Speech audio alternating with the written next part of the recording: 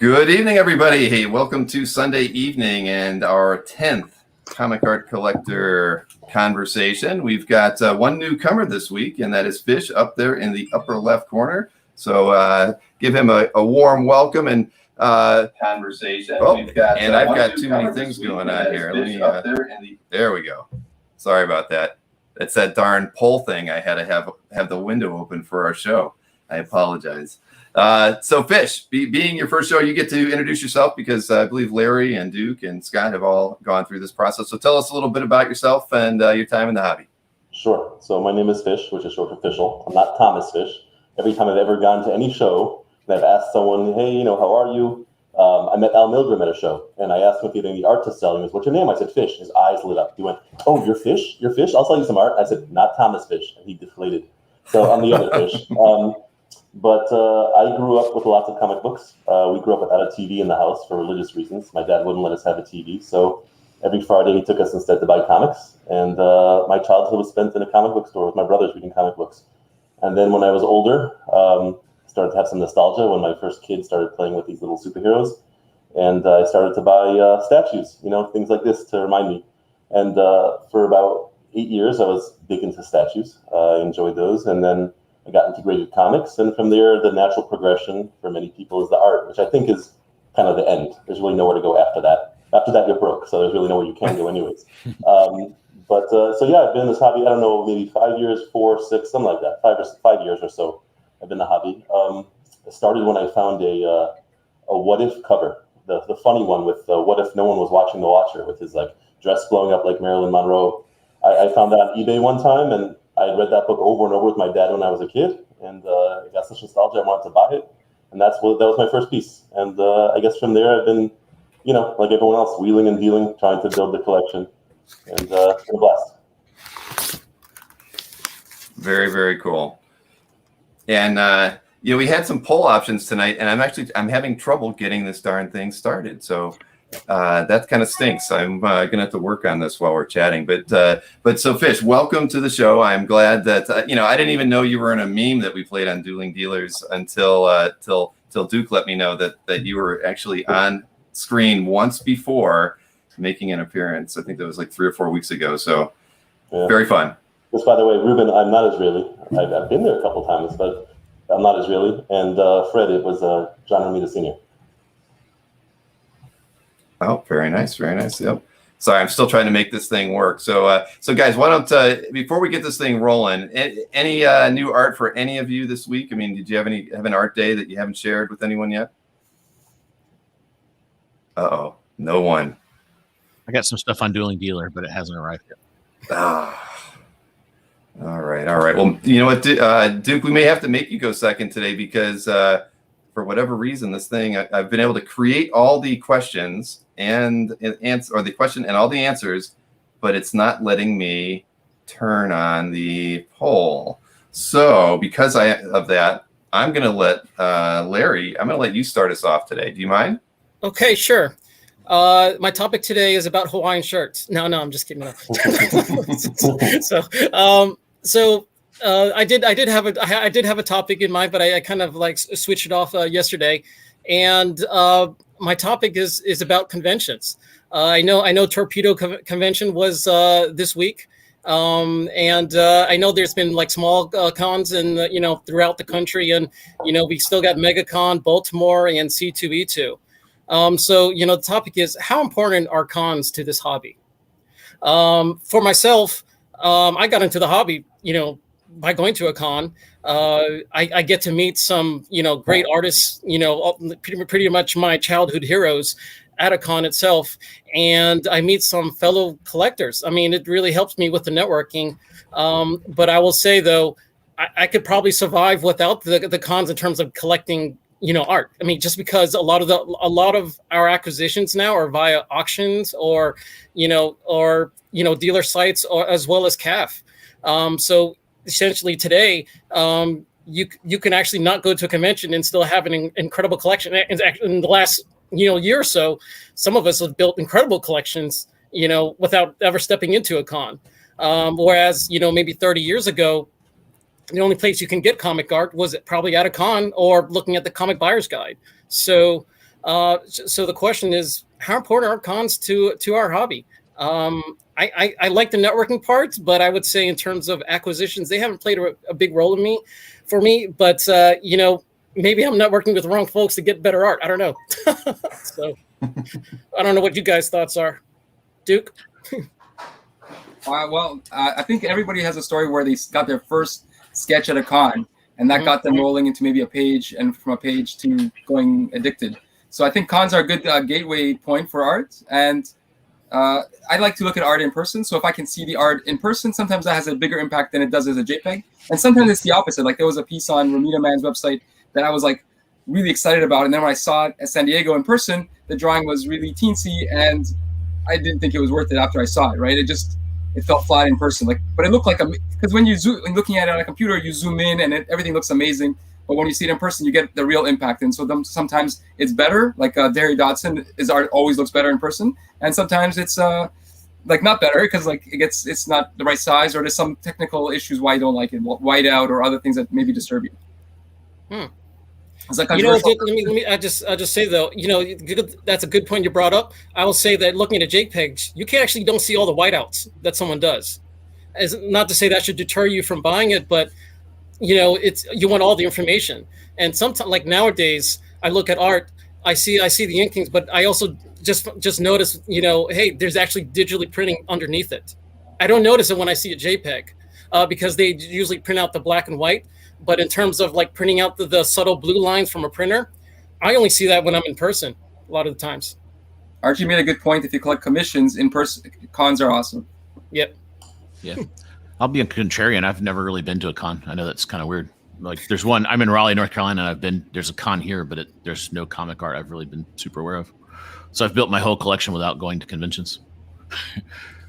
Someone, Marcus posted pictures from Torpedo Con, and I saw the prices on there. And everyone says you have to bring cash. Like, do you guys walk around with like bags of cash at these things? How does that work? I walked to a con with $10,000 in cash. The bank teller was what? but now lately a lot of the dealers do accept checks. Especially like for high value items. Yeah, for people they've done business with them before, certainly. I mean, checks and I know a couple of dealers actually bring credit card machines. So you don't always have to carry cash. I mean, at least with reps, I know Mark Hay from Splash Page, he always had one on him, and I'm not going to say what the maximum I've ever seen him charge, but it was a lot. So at a San Diego show. So but most people do carry cash. It usually makes things move a little bit easier and gets them a deal. I like conventions just because, not just the social aspect of it, but you do get to handle the art before you buy it.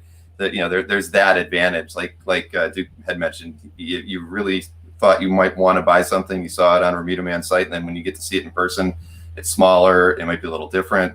Like Larry mentioned, you might see the whiteout on something that you might not see in a scan, and on somebody's website. And I think that seeing things in person is always going to be a benefit.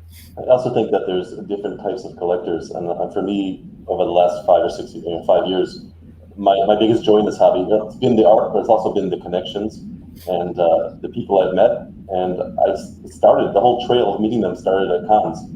And I met Nick Contreras at a con. He introduced me to Dan Potic, who introduced me to Rob Costella, who got me into this club, and I'm in that group and this, that, and I have like a bunch of different groups of people I network with. And if I hadn't been to cons, I don't think I would have met any of them. So I'd still have art I could buy online, but it's not as fun, not as much a social thing, I think.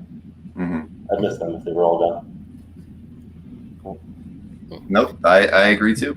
I mean, we've been able to kind of supplement not going to shows for the last year and several months, but I mean, everyone's kind of itching to get back out. I'm sure that's part of what made Torpedo such a good show over the weekend, and with sales and everything, just everybody's ready to spend a little money in person. It's great to interact with the dealers directly or the artists directly, whoever were there. So it's going to be an interesting end of the year. I think that a lot of people are itching to get out. I actually went out this weekend. I went to that Steve Ditko thing in PA with Berkey and had a good time. It was maybe about 200 people at that show. It wasn't a lot of original art, but it was fun to get out in front of people. It was really the first time I did that. in 15, 16 months, where you're hanging around with people who appreciate comics and artwork and just the medium in general. It felt a little odd. I would just add one thing, which is nice in person. You can bargain a little easier than online, I think, because it's an immediate thing. The person might see the cash and say, "Oh, okay, I guess I'll take $100 less," or whatever it is. And also in person, so I don't like auctions as much, even though I use auctions, because I get bid out 99% of the time. So in person, you feel like you have a better chance, even if you might be overpaying a little. It's right there, and you have a chance at it. So I like that immediacy of it. You don't have to worry, will somebody swoop it in the next 5 minutes? But sometimes you can't walk around. You got to pick it up when you see it, because if you walk around, it's gone, which happens also. Yeah, it's a good thing you mentioned auctions. So like C2E2 in New York Comic-Con, Mike Negan always runs an auction in them, and they're really limited to the folks who are in the room itself. So they don't go online, and so if you're not in the room, it's hard to bid. So the bids don't go as much as they can, as if it was public. So I have a question for Scott. Are you planning on going to a convention anytime in the near future?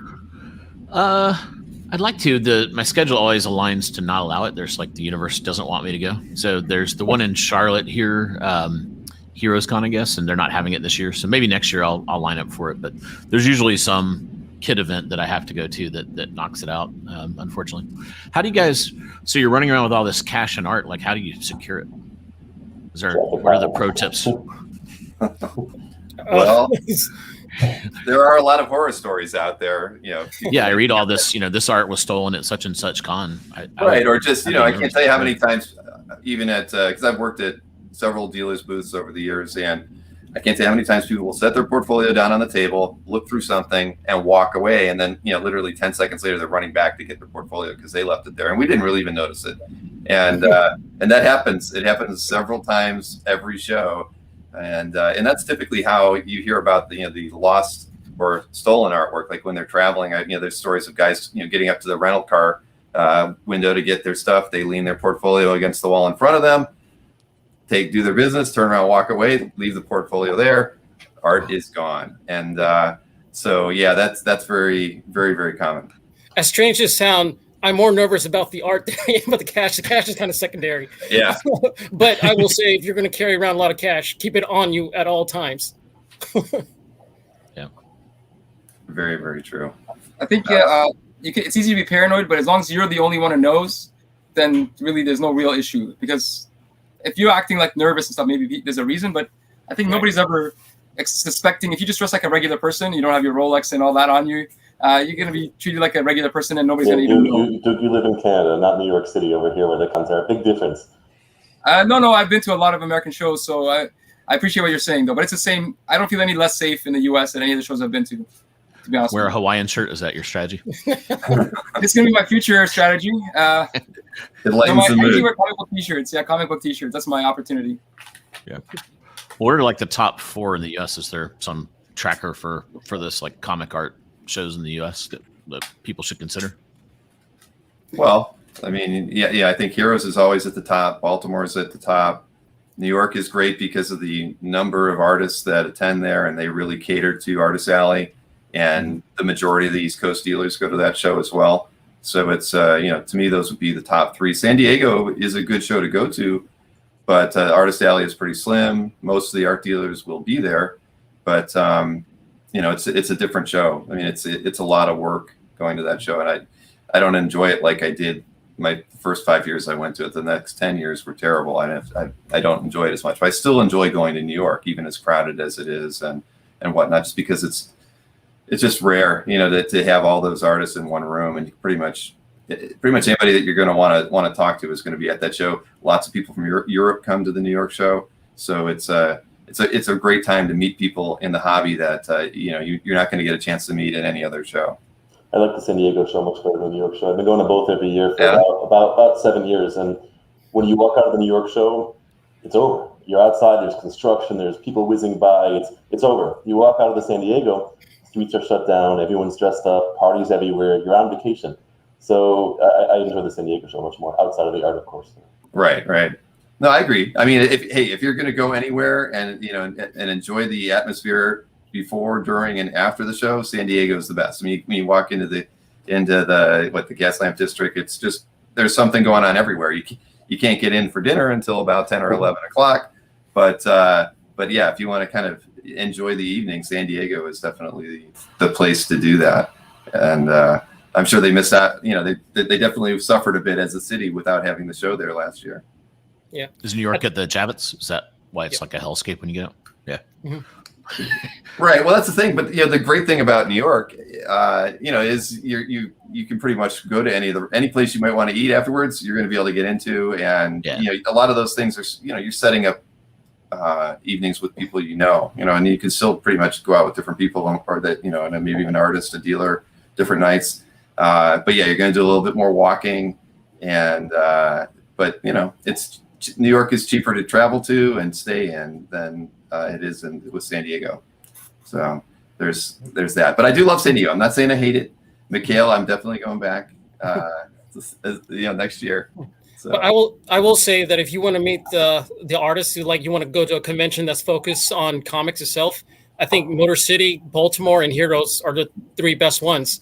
And if you want to, and New York is great too. New York brings a lot of the international artists. Mm-hmm. So that's one key difference between New York, and the rest, is that a lot of the international artists are there too. I guess I live here, so for me, it's just not a vacation. I drive 25 minutes. I go there. I go home. I'm back with my wife and kids. Complain, yeah. Yeah. I get it. Well, see, and I'm in the Midwest. That's why, to me, it's like I can look at the two objectively, and for me, one's better than the other. But I love them all. But that, like you said, Larry, I've never been to Motor City though. That's a show that I've always heard great things about. I'm an hour and a half, 2 hours away from it. I've never been to it, so I should get out to that one. Do the dealers go to the Heroes cons and those as well? Because I don't care that much about new current art. Like, I do buy here and there, but it's very little compared to not as many dealers. If you're looking for dealers, you either go to New York and San Diego, or you go to the comic art cons that are there. And I will say San Diego, you probably see more like the premiere of new art than you do anywhere else. Berkey, Bashara, they all bring art that has never been seen before. So. Okay. Yeah, that's very true. I mean, Heroes is it's more creator focused versus, having dealers there. But that's, I think there are a few set up, but again, I haven't been there in 10 years. So when I was going, it was more for that. It was more to, especially if you like getting convention sketches and commissions, Heroes is the top. And it has a very nice, the surrounding area around the convention center is nice. Not as big as San Diego, but it has that kind of charm and appeal. If you're going there, it feels like a vacation. But the problem with Heroes is it always is on Father's Day weekend. So if you're a dad, it does sort of conflict with with your schedule. Actually, I think that's better, because then your family is more forgiving on Father's Day. I find I can get away with more stuff. The one day I can get Mother's Day, no, but Father's Day, yes. It's one of those. I see people saying my mic is really bad, like you guys were saying before. I don't know. I had a different mic that crapped out in the middle of teaching about 4 months ago. People were saying the same thing. I sound like Darth Vader. Maybe this one crapped out tonight. Sorry. Yeah, the more you're talking, the more it sounds like the echo in the room. Somehow I don't know why. Maybe if you got one of those little mufflers to put on the top of that, it might actually. No, I use it every day to teach. It's been good, but these things last for 3 months and they break, and I guess it broke tonight. So bad luck. I think it's still using your earbuds. I bet if you go to this little cam mic gear, and I had to go in and fiddle to get all my stuff it doesn't auto detect very well in this StreamYard situation. Maybe we're we all need to get Scott's mic. Mike needs to send his model number. Yeah. I did look to buy a Shure, and I'm that's going to be on my future Christmas list, I think. Okay, I just changed it. I don't know if that's better. Oh, much better. Significantly better. That's what it was. Yeah. Thank you, Scott. Yeah. I've never used StreamYard before. I always use Zoom, so I didn't, Yeah. Okay, excellent. Thank you, everybody. I'm here for you, Fish. Thank you, Scott. Can I borrow your mic? Yes, and you're hired for tech support from now on, Scott. Absolutely. I do a lot of that in the home office here. A lot of printer. Is the printer have paper? All that kind of stuff. I could have used you the other day. I couldn't figure out how to change the ink in my printer, so I had to I had to find a YouTube video for that. All right, so Larry, that was a good topic. I mean, I think that especially with shows coming back, I think it's going to be interesting. And again, I think everybody has to remind themselves, what the conventions are for. I mean, I have, for me, again, it's been, with regards to buying from dealers, I've always liked seeing the art in person and the purchase opportunities there versus just trying to ask dealers for better scans and asking 20 questions about the condition and of the art and whether there's any white used on them. I like seeing the art in person when I'm buying it. So what's that? I was gonna say one thing. Sometimes people like Marcus, you guys post photos from the shows, either on like CGC or today was I guess on CAF or yesterday.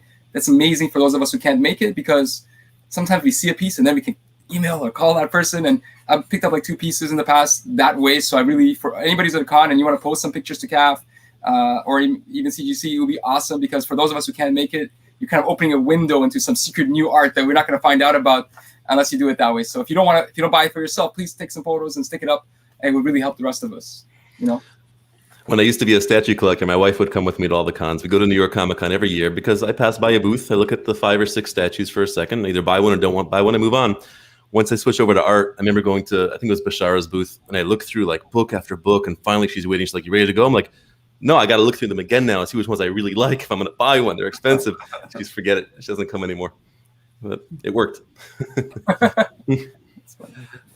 Very. And I can tell you, Mikhail shot some video and took a bunch of stills as well. And I think we're going to show that. We're going to cobble that together into a little video presentation and put that on the CAF update on Thursday. And so the offer stands for anybody who wants to do that too. I think it's a very beneficial thing to have those, the shots out there and the video clips out there. I hope every Thursday I can play some kind of excerpt from, whether it's a gallery opening or a con. Send that material over to me. We'll put it together, and I will credit everybody who sends me that stuff. So, like, you mean like a free art credit, or you mean just like your name credit? Like a name credit, no free art credit. Okay. No, I can't bestow any art credits. You get like an extra star on our premium gallery page. That's I could come up with something like that. Definitely. Okay. When are you rolling that video tonight, Bill, or is that? It's gonna be on. Well, I'm gonna probably have it on the Thursday update because my daughter had a graduation party today, so I was not able. I got all the stuff from Mikhail, and I wasn't able to put it together into the video. Congratulations!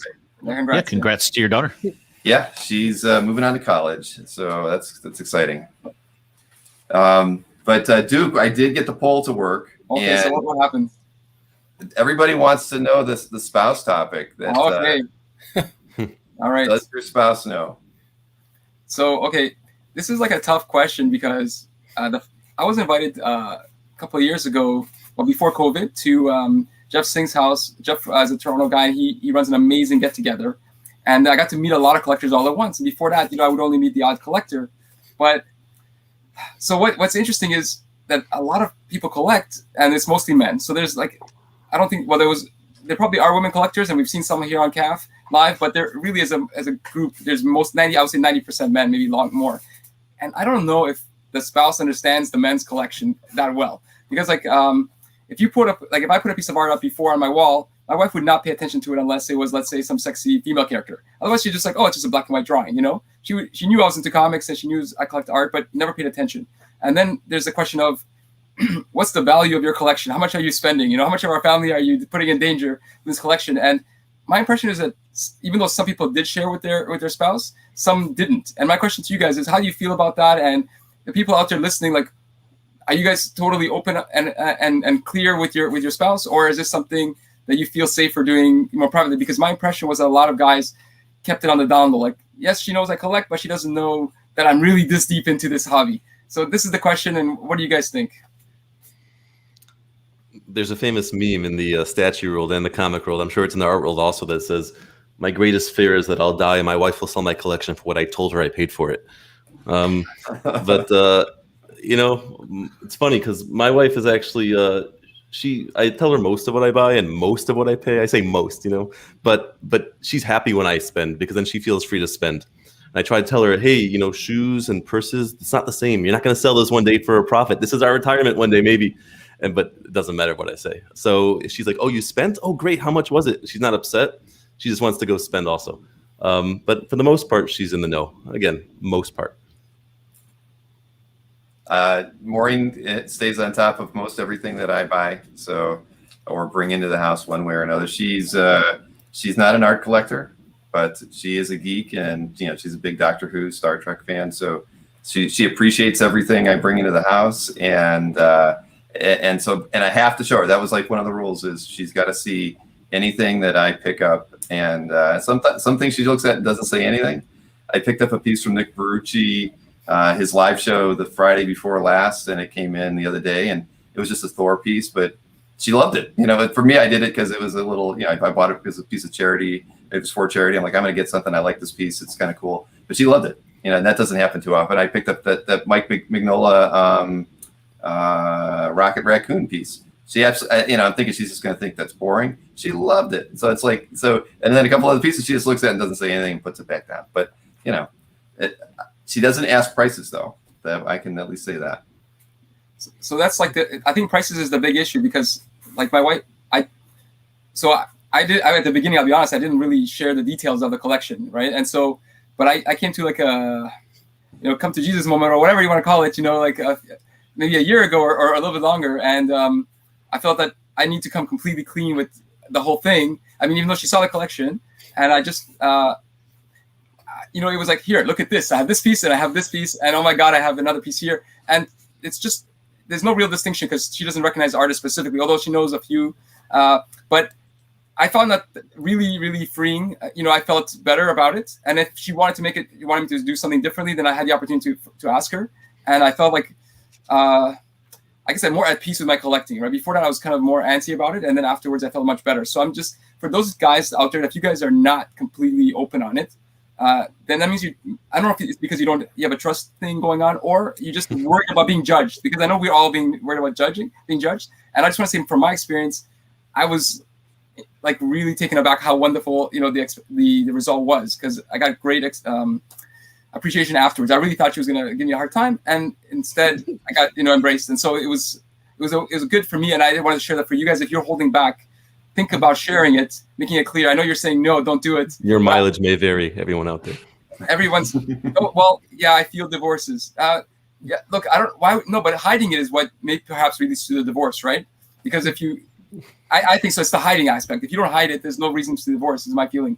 And like you said, there's an investment aspect to it. So if you can show that, like I met one guy in San Diego, and he had spent, I want to make up the number, $500,000 on a piece of Spider-Man art. And he showed it to his wife, and he showed her the valuations. And so she was now behind it, right? Because she was worried maybe it's a bad choice. And she actually supported him. And so I would say that you could say anything that's, as long as it's honest, I think you can get some benefit from it.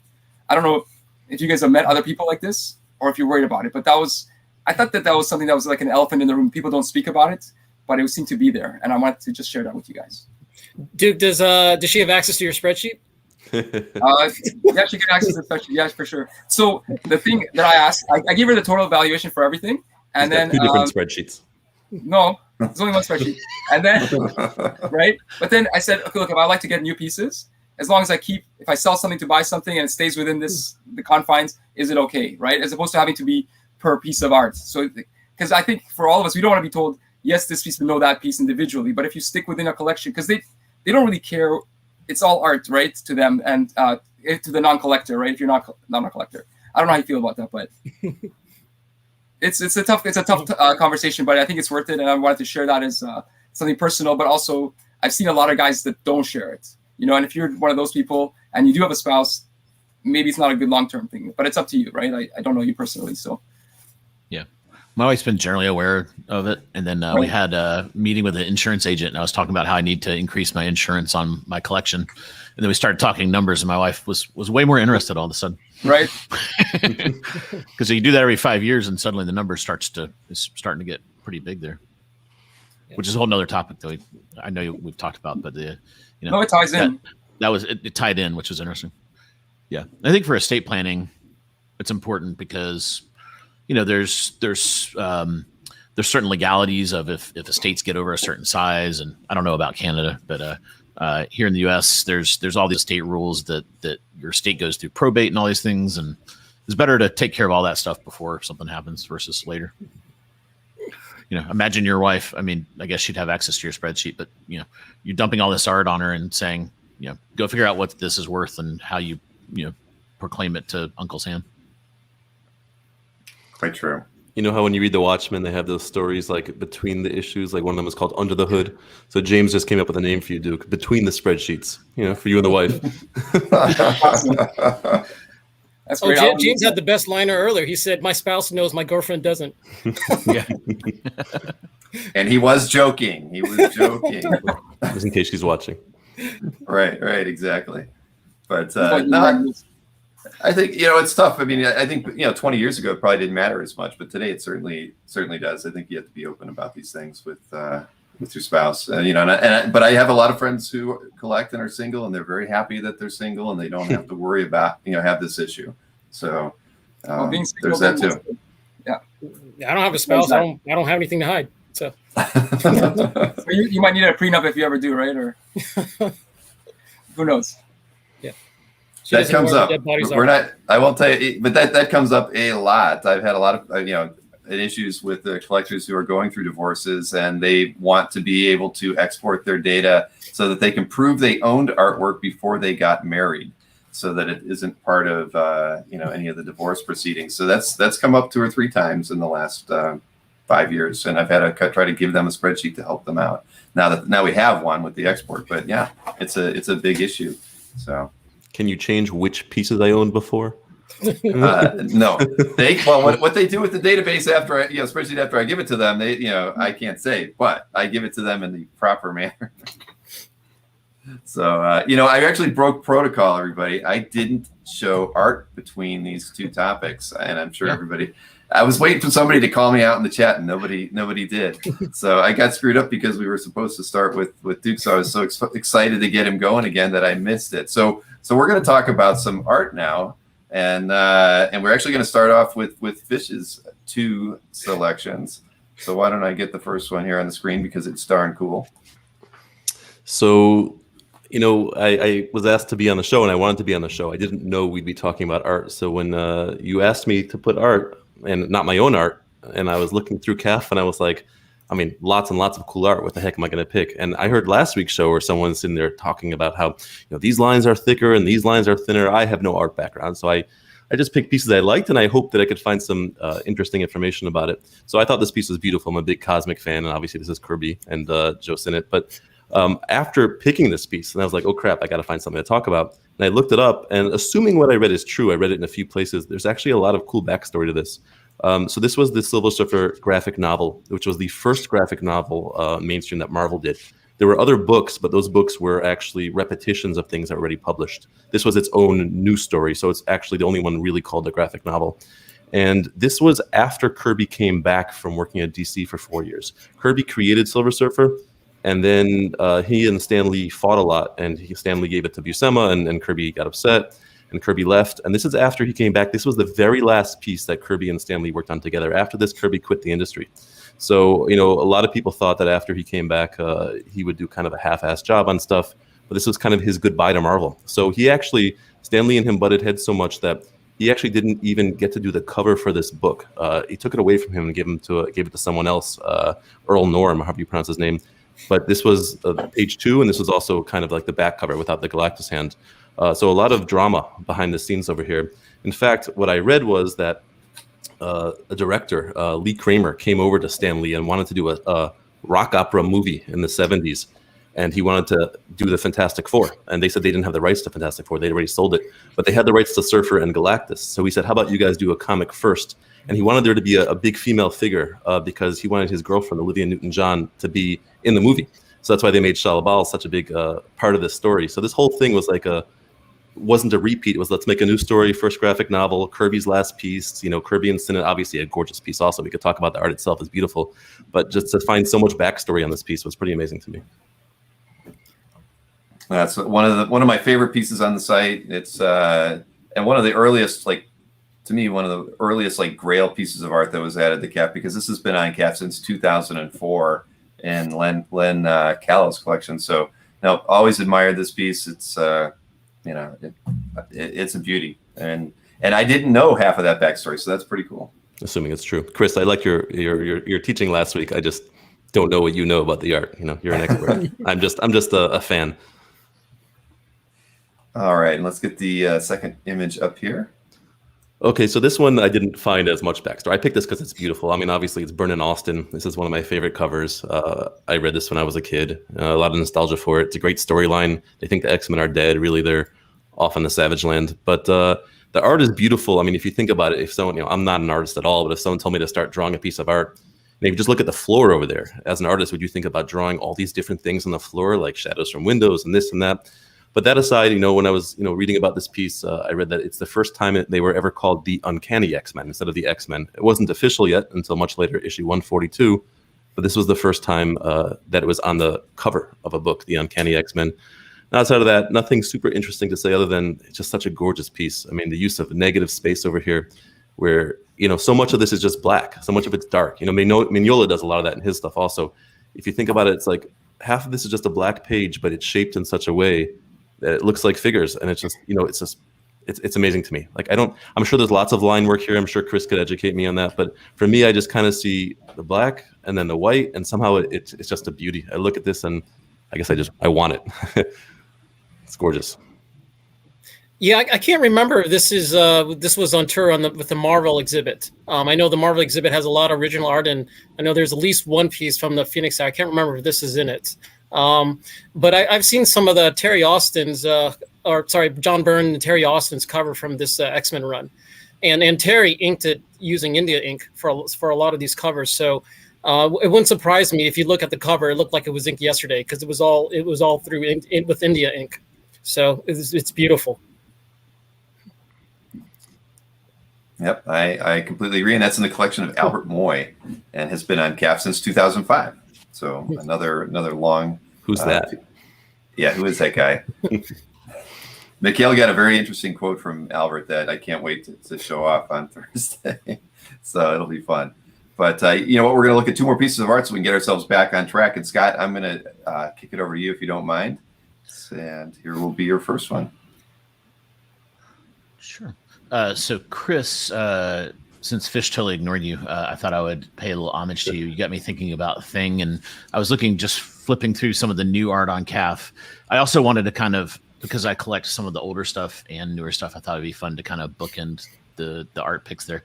So this is just a fun page. You've got the Thing up at the top. This is from Marvel Feature 11, page 14. This is from the gallery of Romain Verlier. I'm sure that's the southern pronunciation. I'm sure it's like Verlet or something like that. Starlin pencils, inks by Sinnott. And just a fun page. You've got the Thing and Hulk. Thing always has that he always running his mouth, that internal dialogue from a storytelling perspective. So a lot of fun there.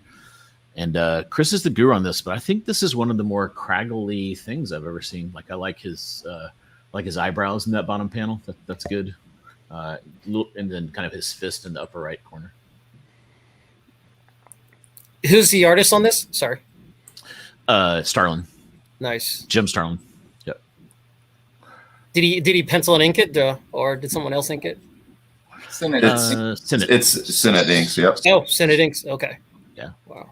Yeah, the Hulk looks amazing. It's like my favorite. I mean, the Thing looks amazing, but I just love the Hulk down there. He's just so much fun. Yeah, and you got some fun kind of, womb and whatever the other one is up there. Womb. Womb. There you go. And, well, I'm glad you pointed this one out because I'll definitely use it on Dueling Dealers soon. So it was not on Dueling Dealers, right? Someone said it was, or were they saying? Well, I think somebody said I could use it on Dueling Dealers as the default graphic for the show. Okay, I got it. Yeah, that's what I meant to. Not that we're going to sell it on Dueling Dealers. So this the second artwork. Yep. So then we hop in the time machine, and now here we are in a more modern era. This is a Venom page by Stegman. Stegman's one of my favorite modern artists. Last week I picked a James Herron and a Riley Rosmo page. And I just really love Stegman on Spidey and some of the Venom stuff. But his Spidey is real expressive. So, for example, he does fun things with eyes. Most people have kind of static Spidey eyes. And here you can see in the bottom panel, he's kind of like squinting at this dude, kind of like, hey, what's going on? Some of the other current modern people are kind of having more fun with the costume and doing more of that kind of stuff too. But here we have a really good scrunch where it looks like Spidey's either busted to a wall or elevator, something like that. We don't have the word balloons, but it's just more room for art on the modern side. And a lot of cool negative space here to kind of emphasize Spidey and the backdrop of these cool tanks in the upper panel there with the guy in the wheelchair, and then Spidey, kind of has a confrontation with him. So everybody tonight has to pick one Senate piece and one wheelchair piece. Yeah.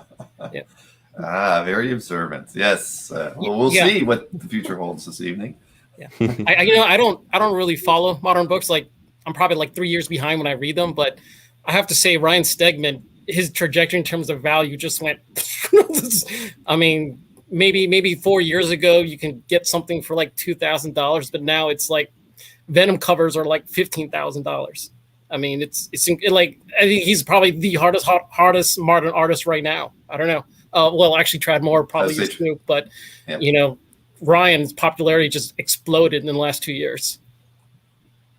Well, and deservedly so. I mean, his style is it's brilliant. I love his art, and I know he deserves all the accolades and the success that he's gotten of late. Oh, and Scott just disappeared even from the bottom here, so I'm sure he'll be right back. That's how Scott leaves the room. He shows off his art and he bolts. Yeah. So let's see. Actually, Fish, you get to be our third topic this evening. Okay, are we ready? Yes, sir. Okay, so I like I said, I compare this hobby to the other hobbies I've been a part of, because I've been collecting, in the Marvel universe for 15 years. It's just the art for 5 or so. And in the other hobbies, it's interesting. If you collect statues, which are silly to some people, but to the people in the hobby, it's a very real hobby. Or if you collect comics or graded comics, everyone can have the same pieces. The statues have an edition size. Some are 100, some are 1,000. But if you want it bad enough, everyone can have the same pieces, and the comics as well. You have a 9.0. Well, I have a 2.0, but we both have the same comic. And it really comes down at that point to which pieces you've chosen to collect and how you display them. In the statue world, everyone shows off their different displays, and some displays are amazing, and some are just a big crowded bunch of stuff. But in the art world, where it's one of a kind, the hobby is very different. And I mostly collect silver, bronze, copper age. I collect 90s also. I don't even know what you call 90s. It's called modern art, but I think at this point there has to be a separation between that and today's art. But anyways, and I've kind of run into pretty much 4 different types of people who are able to collect the stuff that's become so expensive. And I want to discuss that a little bit. So, number one, you have people who are very wealthy. You have a lot of these pages selling for 50 grand, 80 grand, 100 grand plus, right? We've seen pages just recently sell for 500 grand. So obviously to be able to afford those, you have to be very wealthy. Number two, you have people who are able to play in the game who aren't necessarily very wealthy, but who got in early. I know a number of people who started collecting, back in 2000 or back in 1995. I've met them and their collections are mind blowing, and they didn't spend hundreds of thousands or $1 million. They spent a lot for the time, but even at the time, it doesn't translate with inflation to what today's prices are. Like they spent $50,000 over 4 years and they have an amazing collection, where today that would cost you, that same collection would be $3 million. Number three, you have people, and this is the category I probably fit into, people who make financially irresponsible decisions, where maybe you buy a piece that might seem to others like you have some wealth. Oh, wow, you're spending, whether it's $1,000 or $30,000 on a piece, and other people go, wow, I can never afford that. Well, maybe I can't afford it either. I'm just being stupid. There's a lot of people who do that, who stretch well outside of where they should. And then you have number four, not to insult anyone, but you have people who don't buy those pieces, or what we call the premium pieces, I guess, and they're happy to own a page, even if it's not, they'll own a McFarlane page that has no one really on it, or they'll own a Jim Lee page. It's very special to them, and it's an example from the era and from the book maybe, but there's no X-Men on that page. It's just some side characters, so it's a cheaper page. So I found those different categories, and I guess what I wanted to discuss, and not to step on anyone's toes, is that pretty much, the people who got in early already have great collections, but the other two categories, number 3 and 4, the ones who are financially responsible, like me, or the ones who have less premium collections, and again, their collections, fantastic, but compared to the premium pages, they would love to be able to do what the first group does. The first group's able to afford whatever they want. the last two groups would love to be able to do that. And if tomorrow they were, rich and successful, I'm sure they would. I know that if I won the lottery tomorrow, I'd be buying top pages like crazy. So I guess it's a little bit funny to me that when we see, and I'm friends with a lot of people who buy the top pages, but when we see them buy the pages and we celebrate it and we're like, wow, that person's such a great collector. They have, such amazing taste. I guess I just feel like we'd all have that taste. We'd all be into buying those pages if we could. So my question really is to the group, like, what makes someone a really good collector? Like in the statue world, how do you put it together? What does your room look like? Is it beautiful or is it a mess? In the art world, is it what can you afford? Because we'd all buy the top pages if we could afford them. So like we all appreciate the art, but putting the art aside, as an art collector, what makes you a different collector than the next person? What makes you a better or worse collector? What do you appreciate seeing in other people's collections outside of how expensive their piece was? We all love that X-Men cover that I picked. I mean, everyone would own that if they could, right? So, it's not about that. It's about, I don't know. That's what I'm asking the group. What stands out as making someone a special collector to you? Well, I mean, I don't mind saying it's for me. I don't care if they have the most expensive piece or the least expensive piece. I mean, it's about I don't know. I can look at it a lot of different ways, but I like art for art's sake, and so like you said, sure, I'd love to own that X-Men cover, but I can't even afford an interior page with no X-Men on it from Byrne and Austin and Claremont's run on X-Men, but it doesn't mean I can appreciate it or I feel like any less of a collector because I can't own it. I can just admire the art and be semi-envious of the fact that there are people out there who can own these things and I can't. But I just think that anybody who's in the hobby is collecting the art because they love it. And for me, I don't need to have the best like Gene Colan example out there to feel like I've got a great Gene Colan page. And in fact, I have a page by Gene that I love that I would hold up against almost any other interior page that's on CAF. And I know that you could say, well, it's not as good as this guy's title page or whatnot, but it's as beautiful a page as theirs. It's just not as valuable. So it doesn't. So I really measure. I don't really like measure collect. At the end of the day, for me, as a guy who runs CAF, I just love the more people that love art, the better, right? And the fact that whether their tastes are different than mine or they can't afford a masterpiece or what they consider or what other people consider a grail, it doesn't make them any less of a collector. It just makes them, it just makes they're just getting started. I mean, and maybe that's where they stay too.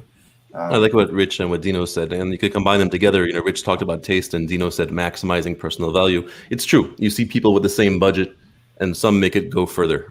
Some are able to whether it's wheeling and dealing or waiting for the right piece and not spending their war chest, or half their war chest on the first thing that came along.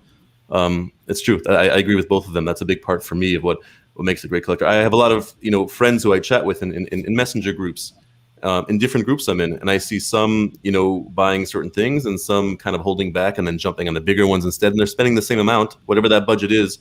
And people could do different things with the same budget. Mm-hmm. I agree. If I could just say, so I think the question is a little bit skewed because I don't really judge other collectors as, are you a good collector or not a good collector, right? I more judge, what do we have in common? What do we enjoy? What do we both enjoy? What do we share? And just try to find people that I can share that interest with. I've met a lot of people who are, doctors and much better off than I am. And they still have some of the interest in some of the esoteric stuff that I collect. And that stuff is maybe like very few people interested in it. It's worth very little money. So it's not always about the money. It's about the things that you love. And at the same time, I've met people who are like super, rich and successful, but have a great collection. But when you talk to them, they are just so down to earth and so interested in the art because that's what they grew up with. They don't, like, money is almost like irrelevant. We can't control that, but we can control our interests. And really, as addicted collectors, really that's the place where we can connect with those collectors. And so I think the biggest measure of the other collectors is not their collection. It's their generosity and their ability to speak to you and share their thoughts and ideas and passion. Really, that's really how I judge other collectors, not on how much they can spend, because really that's out of my control. And so, but if you're a wonderful person, I don't care if you're like a billionaire or if you're like a really, have an inexpensive collection, right? I can enjoy good art either way, Yeah, I think the diversity is what's fun. So just on these shows, for example, there's the lady that loves Wonder Woman. I don't know anything about Wonder Woman, and I enjoy learning, all the different artists. And I'm I'm teasing, yes. Yeah. But so that's part of the fun, is the diversity of our hobby, and that's when I go see everyone's calf gallery, that's part of the fun. And that's why I came up with that persona thing. I'm trying to figure out where do they, where is this person spending their time? Are they going for total quantity or quality? Are they into a character, an artist? Is it just nostalgia? Is like a certain year that really resonated with them? There's all kinds of fun things to try to figure out with fellow collectors. We're all good. We're all great. We're all the best at the time. Yeah, I mean, I've said it before in my interview with Bill. I mean, if it's pretty, I'm going to consider it. So whether it's unpublished or published, I follow a lot of modern artists, and in terms of what they're producing as commissions for other folks, if it's a great drawing, a great painting, I might consider commissioning them. At the end of the day, it's about the art itself. But when I see something nostalgic, I know that's where I'm going to pay out of the nose. I mean, that's nostalgia is what, to me, what drives the value, and says, I remember reading that. I remember loving that story, and I got to pay lots of money for it. I had to do that for my Andy Kubert. So, but it's today, like maybe 20 years ago, I was probably doing a lot more casual buying. When I say casual buying, it's like, oh, I like it. It's $100. I'll buy it. Can't do that now. Now it's like casual buying is like spending $500 or $600, and that's just not for me. so I would just like to say the nostalgia is expensive, but also when there's hype. So when you mentioned Stegman before at 15,000 for a Venom cover, that is total hype. Like, I like him. Like, he's a wonderful artist. I don't think it would never even cross my mind to think about buying that ever, because of at that price point. Because I can't enjoy it. I can't justify it from an enjoyment perspective at that level, right? Because it doesn't have the nostalgia for me. But if you're a person who's listening to hype, and like in the old days for me was Wizard magazine. Today maybe it's a dealer or an art rep doing the hype. But there's hype that causes some modern stuff to be expensive. So. Can you imagine what this hobby would be like with no hype and with no one to show off to? If there was no groups that you could, if there was no CAF and you couldn't show off your stuff, no Facebook group, just a couple of friends who might come into your office and see a page and go, "Oh, nice." Like, how much would you really be buying still? How I would love it. Everything would be cheap. I would love it. That's like that's my thing. I want it. I'm hoard all of it. It's true, but we remember that day. Those times, right, Larry? I mean, back then that's why I started CAF, because I wanted to share my collection with people. I didn't know anybody in the hobby really, and at the same time, I knew that there was a lot more art out there to see, and that was what why CAF was born. And so.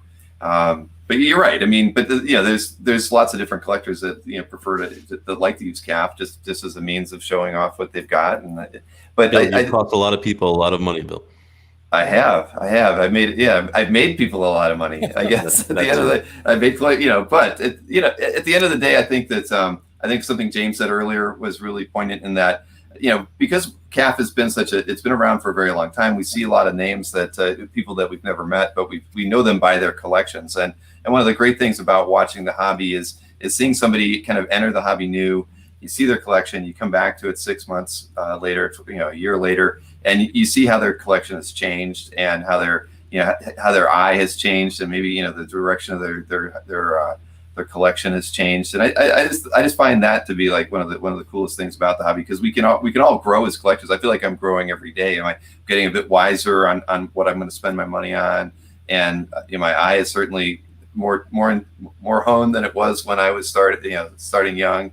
So I think those are the neatest things about it. And we I don't think we measure ourselves on at least by and large, most people don't measure themselves on their ability to buy, but on just the fact that they love the art and they can add it to their collections. If I could respond to Ruben for 1 second. Ruben, I don't buy to impress other people, but I definitely am sometimes hyped to buy by my art friends. They're like, "Oh, you're going to get that? That's right up your alley." I'm like, "Well," they're like, "Oh, it's amazing. It's amazing." I'm like, "I love it." They get me there. So when I was saying with everyone else, I definitely would buy less, but I'm not buying to impress others. No.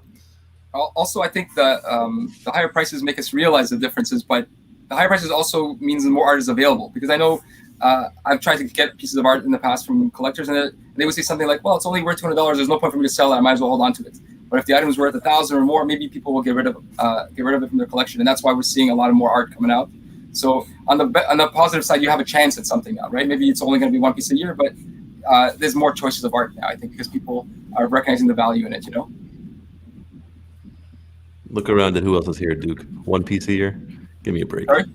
What are you saying? One piece a year? Dan, when you start buying one piece a year, let me know. No, for sure. But I'm saying you could, right, I don't get one piece a year. So maybe, but I give up pieces to make up those pieces. One piece a week. So if you average it out, I'm down to like maybe less than a piece a year, right? Because then the total number hasn't changed.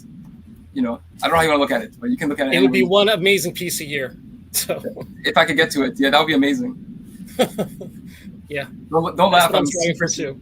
I'm not like, my goal is not hoarding. My goal is to reduce the collection down. So. Yeah. When did you start that whole one out for one in? How long ago? I think the idea came first when I read something from like 2 weeks ago.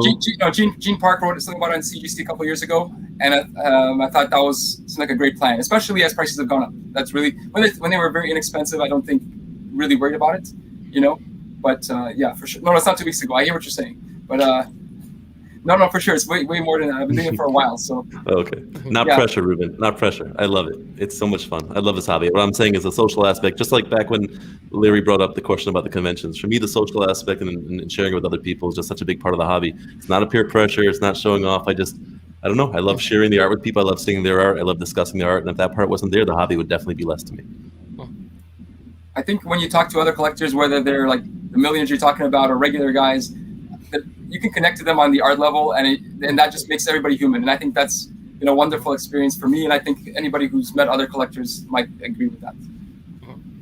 Yeah, I just want to add something to what Fish said. So I think, beyond conventions, some of the greatest experience I've had was, meeting at someone's house, like 20 collectors get together and they're all bringing like 5 portfolios showing off. It's just a show and tell. And that's fun. An amazing experience. I think too, you had that at, Jeff Singh's house, probably. Yeah. So that right there is an amazing experience. It was like the best day of the year as far as it's better than a convention, Yeah. Because even at conventions, you can't really have good conversations. Right. Jeff gave us when I did that interview with him, he had that video tour of his basement where he has all of his art and the multiple rooms with art in them. And yeah, I can only imagine what that would have been like to have actually been there to see it, because he didn't pause too long on any one piece of art. But yeah, that I can only imagine. Very generous guy, extremely generous person.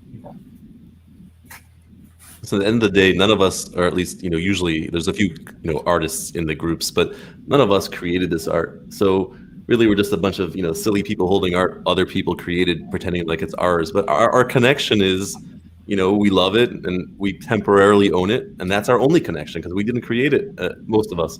So, sharing that with others is it's part of it, We spend lots of money on paper and ink. Yeah, exactly.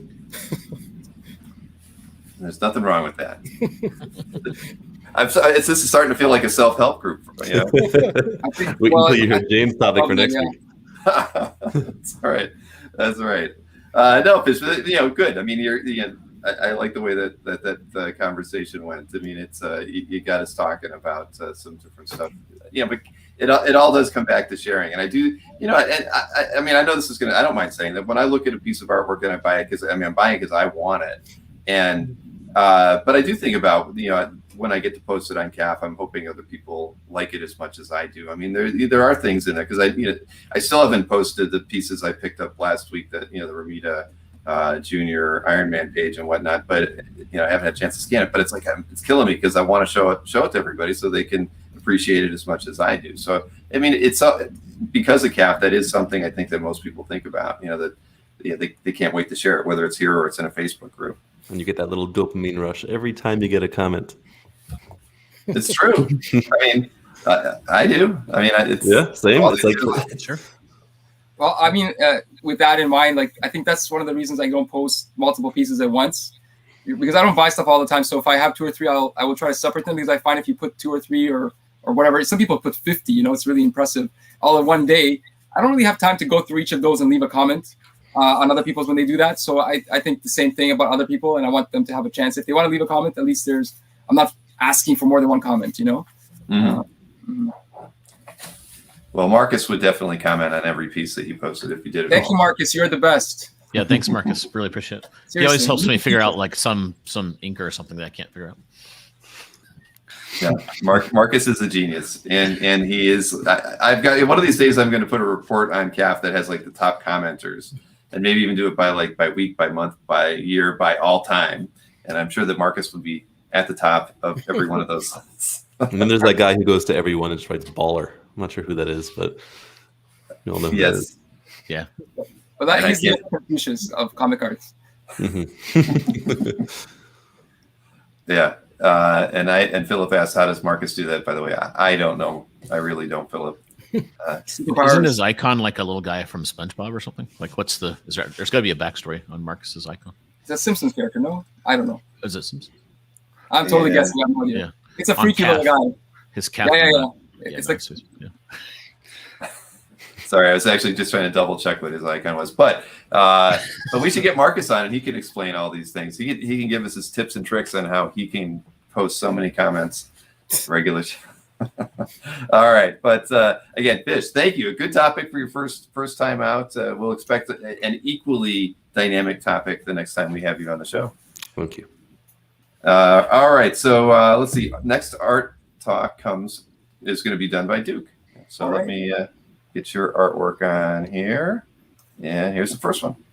Okay, so this piece here is in the gallery of Stéphane M. from France, and the artist is Jarbas Nogueira. I'm just totally guessing. It's a pinup, and I picked it because when I saw it, I just thought it was a stunning drawing. I personally don't collect pinups, but I just fell in love immediately with the drawing. I think it's really well done. It captures your interest both in the colors and then the style and the design. This is a character called Vixen. I believe she's a DC character. I don't know all the backgrounds, but the outfit was stunning, and I just was really impressed with the paint job as well. So I don't know if anybody has seen this artist before, but certainly I wouldn't hesitate with a commission looking at how nice this turned out. I was not familiar with the artist. I mean, I've got that page loaded up, so I did go over to check, and there are 29 artworks on the site from them. So most watercolor pieces. So yeah, very nice. And I don't think I've tried to pick. So just to give a clarity, to pick the art this week, I went through my comments. You can go to a CAF page and see what comments that person left, and I went through the comments that I left over the past week or two, and I picked a couple items that I left comments on, things that just I had to click on when I saw them. So this is one of them. Can we say if we have a negative comment in a piece of art, or should we keep that to ourselves? Yes, say it, please. When I look at art like this, I just see someone who's trying to make a sexy woman appeal to horny men. I mean, look at the thigh gap. Look at those huge, perfectly round breasts. The whole thing is just like a male fantasy. I don't look at this and go, oh, this is art I need to have. It just looks to me like, like someone drawing something sexy, or at least something they think is sexy, so someone will buy it. You described it correctly. So but for all the negative reasons you described, I think they're all positive reasons. So Okay. it's a draw, right? Like art. Look, beyond like the Italian, super adult art, I think like a sexy girl or a good-looking like superhero guy, like muscular or action pose, is wonderful. And this is very tasteful, I think, and it has a great pose. It's an action pose. It's not a boring standing pin-up pose in any way. And I think the face is fantastic. Sorry, I said the face is fantastic. Everything's fantastic. So I don't have a problem. Like the hands are really good. Just like there's a bunch of good stuff going on. Yeah. Yeah, the chest is a little larger than I would expect, but it's still beautiful art. So I can ignore that part. You don't need to ignore any of it. You could enjoy it or not. But I think, look, you guys can judge it based on the sexuality of it, or you can judge it as a good drawing. It's a really excellent drawing. There's nothing wrong with any of it. Like anatomic. Like I studied art, and for me, I think the art is like really well done. So. Anyway, I had to click on it, so I thought I would share it as a CAF member that doesn't get a lot of views, and maybe they need more views, so I wanted to share that. All right, no, that's fine, and we that is a part of the hobby, and on this particular piece, I think you're right. I mean, the pose is different, and if I look at the other 28 pieces by this artist, they're all the poses aren't suggestive in the ways that. I think a lot of Ron had mentioned something earlier about collections that are all about just being there to titillate or whatever, sometimes turns collectors off, as far as going further and looking at them. I mean, I look at that piece, I don't think that. There's a lot of collections on CAF that when I go to them, I think that. But I'm looking at this great Kitty Pryde piece by the same artist, and it's absolutely amazing. Lockheed's on it. I mean, so I get it. I think but it's a fine line in certain ways. But no, I don't think that diminishes that work of art. It's a beautiful piece. And here is the second one, another color piece. So this one is, I didn't pick it for the artistic style. I picked it because of the message that it has, and I thought it was, I guess you can connect it to comic art collectors. So this is let's talk about who's the gallery. So it's a Johnny C's gallery, and the artist is called Rhea Irvin, and this is a drawing from 1950s. It's a cover. I think it's New Yorker. So for you from New York guys, but it shows like a sultan, surrounded by all his wives, and he's watching like sexy women on TV. Meanwhile, his wives look all bored, like, oh, you're ignoring us. And I think where that ties in for me, why I like this piece, is because it's how sometimes we as collectors behave, with our comic art collection, right? We have all the art in our house, and then we spend all day long on the internet looking at art. So we could look at our collection, we could go through the portfolios, but instead we spend time online looking at art. So I thought that was an interesting juxtaposition. You could apply to a lot of different things, but it spoke to me in that way, and I thought it was interesting. So I want to share that with you. And it's not a typical piece you'd see many collectors pointing out. So no, not at all. And I mean, that the way you've just presented that is, collectors are always that's CAF, and they're surrounded by great art in their room, but they're always looking for the next best thing, right? So that could be a meme on Dueling Dealers somehow. I'm gonna have to think about that. The first time. Sorry, the first time this idea came to mind was I met Malcolm Bourne at San Diego Comic-Con in a hotel lobby. We were using the computers because back then internet wasn't all that plentiful upstairs, and so we were both looking at CAF, and he was pointing out to me, hey, look, we're at San Diego. We looked at art all day long in real life, and now here we are spending extra hours on the computer looking at art. And so that kind of came home at that time. And when I saw this, it again reminded me of that moment. And yeah, I don't know. I just like old time art, but this was just really funny to me. No, I actually have never heard of Rhea Irvin before, and like you said, the description says it was published in the 1950s. So I'll have to. I don't know. I always like checking out. That is the only piece of art on the site by Rhea Irvin. I'm sorry. Mm-hmm. Yeah, I wouldn't get it for the famous part of the artist, but unless you like New Yorker magazine, if you're a New Yorker collector, maybe that's like I'm a Charles Adams collector. I don't have a lot of pieces, I too, but he's a New Yorker and artist as well. So there's many artists who worked on that. Sure. No, I'm envious of your two pieces by Charles Adams. I mean, who wouldn't want to have one in their collection? So that's great. Just gonna give up a whole bunch of other stuff. That's my technique. That's my technique. Yeah. Yes. Oh, sorry. Go ahead. I was gonna say we learned that by through your spreadsheet on what to pick up. When I see people with 700 pieces, they're just not ready to let go of anything. But you can go down to 100 pieces and get a Charles Adams or something else, from 700. Because there are people with that many pieces, or maybe more. Anyway, okay, sorry, I don't want to hog the whole show. No, not at all. We're gonna move on to Scott for our final topic this evening. Woo! And wait a minute, you know what? I should have been typing this out because I know we're doing one more survey here. This should be quick for me to get it in there. So why don't we song and dance for about a minute here while I get this thing queued up? So Fish, what do you think it's been like for you? Duke, I have a question for you, Duke. And not to trash any art, all the art is subjective, obviously. Yes. If you went to a con tomorrow and those two pieces were sitting in a stack with 500 other pieces, would you buy either one of them? Right. So so when it comes to buying, there wouldn't be things I would buy, but there are things that I appreciate, right? So okay. I think the main thing is for me is I appreciate art, but when it comes to spending art, I have limits. So therefore, I have to make harder choices, right? It's free to pick art that you enjoy. Like I can go to a museum and look at the Mona Lisa, and that's a lot more affordable for me than hiring a bunch of people to go steal it, because obviously it's not available for sale. So I do like both of the pieces of art, and I wouldn't poo them in any way. Like I think they're wonderful. I just can't afford to collect everything, right? But I like both New Yorker and I like well drawn sketches. So I have actually seen a bunch that I'm like, should I spend it? But I'm really having to push myself to save the money to buy the things that are on my list of things that I should get. Or that If I you saw want them for $100, would you buy them?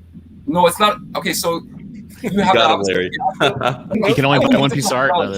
this is Sorry? the trick. He's got all these constraints. We got you cornered, He dude. can only buy one piece of art. I wouldn't buy it at $100. No, because the problem with $100 is then I can make the same excuse for 100 other pieces, and then I'm at $10,000, and all of a sudden I can afford the one big piece. So if we turned it into a cell. right, if you turn to a cell, I totally would not buy it. Yeah, I thought that was a really funny. I watched the video afterwards with Tommy Serra, and he collects animation cells, and he himself admitted he collects sketches, the drawings, the actual animation drawings by the animators, which I would classify as art, you know. But for those of you insulted, I'm sorry for being direct and honest. You know, if you prefer me to make up stuff. Sorry? Insulted. You are insulted? No, insulted. Insulted. Oh, I like it. Yes, insulted. Yeah. Did we kill enough time here for the? We're working real hard. I had a question, Fish. Do you think J. Scott Campbell is too racy? Like, where do you draw the line? So good question. I mean, let's go back all the way to the 90s, you know, the famous, you know, Psylocke, you know, the Jim Lee Psylocke or the Rob Liefeld characters. I enjoyed them when I was a teenager or when younger than that, you know, enjoyed them. It just, I liked it. But now in my 40s, would I ever even think about buying a piece like that? For what reason? I just don't see, there's so much, I don't know. I think J. Scott Campbell is less racy than that. You know, I look at the Mary Jane, Peter Parker pieces he's done, and I think a lot of them are really beautiful. I look at them, I see beauty. You know, I don't want to trash any particular person's piece, and that's from someone's gallery, and it's, you know, to them it's beautiful and just stay that way. But you know, sometimes you look at a piece and there's that perfect, you know, thigh gap, you know, or that, you know, there's perfectly rounded things sticking out. It's just, I don't know. For me, it's just that's just not part of the. That's not part of what I collect, I guess. Not part of what I appreciate. I'm okay if Duke appreciats that. You know, No, it's funny because I have the exact opposite experience. So I think when I was a teenager, I would never even look at that stuff. But as I grew older, I'm like, you know, I don't care. I like all sorts of art, and so I'll take a Silver Surfer. And then if I have to get like a Wonder Woman, that's fine too. Like it's all. Scott, I have a question for you. I'm not feeling as judged. Scott, I have a question for you. Scott, you're a big McFarlane fan. You have an amazing. I was looking through your collection after you were on last week. You have an amazing McFarlane collection.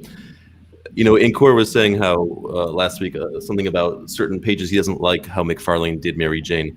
I happen to agree with him. I don't love McFarlane's Mary Jane, but you're a huge McFarlane fan. What do you think about his Mary Jane?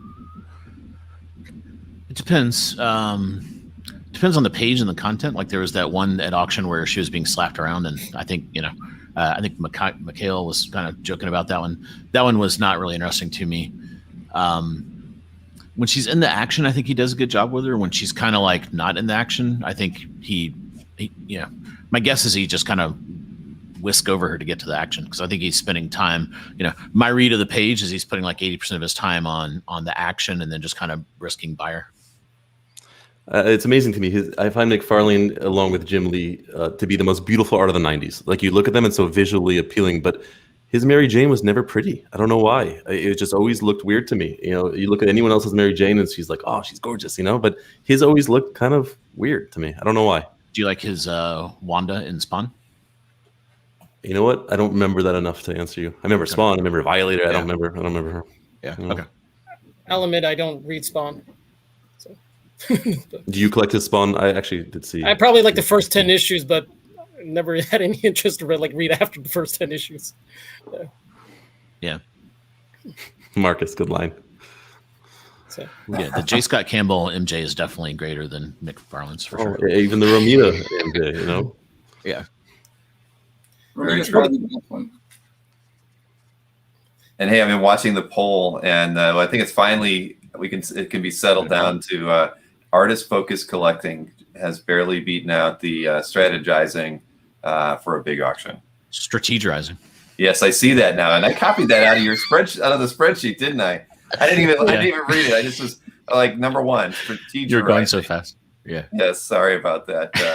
Poor grammar there, but yes, 39 to 34%. So artist focus collecting is, and it's kind of we're kind of sliding right into that because we were just talking about your McFarlane collection. So why don't you take it away? Yeah, the first thing I did when I started to get serious about and saying, you know, what if I just really focused in on this one artist?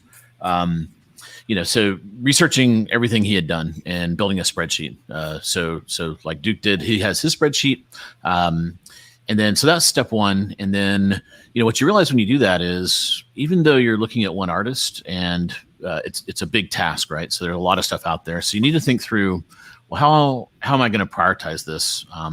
And for me, obviously I landed on the Spider-Man side of things, but I will go pick up some other stuff, especially if there's a drought on the things that I want to get. So I have kind of a prioritization. The other thing that's really interesting is if as a hobby economist, one of the things that drives markets is scarcity. So, if you can find something you love and it checks all your boxes, why not pick something that could increase in value because it's scarce? It's kind of, I think Jordan kind of made this point with the birth pages, kind of argument that it obviously it's pretty scarce. Like a cover is more scarce than a panel page, that kind of thing. So that's another factor to consider.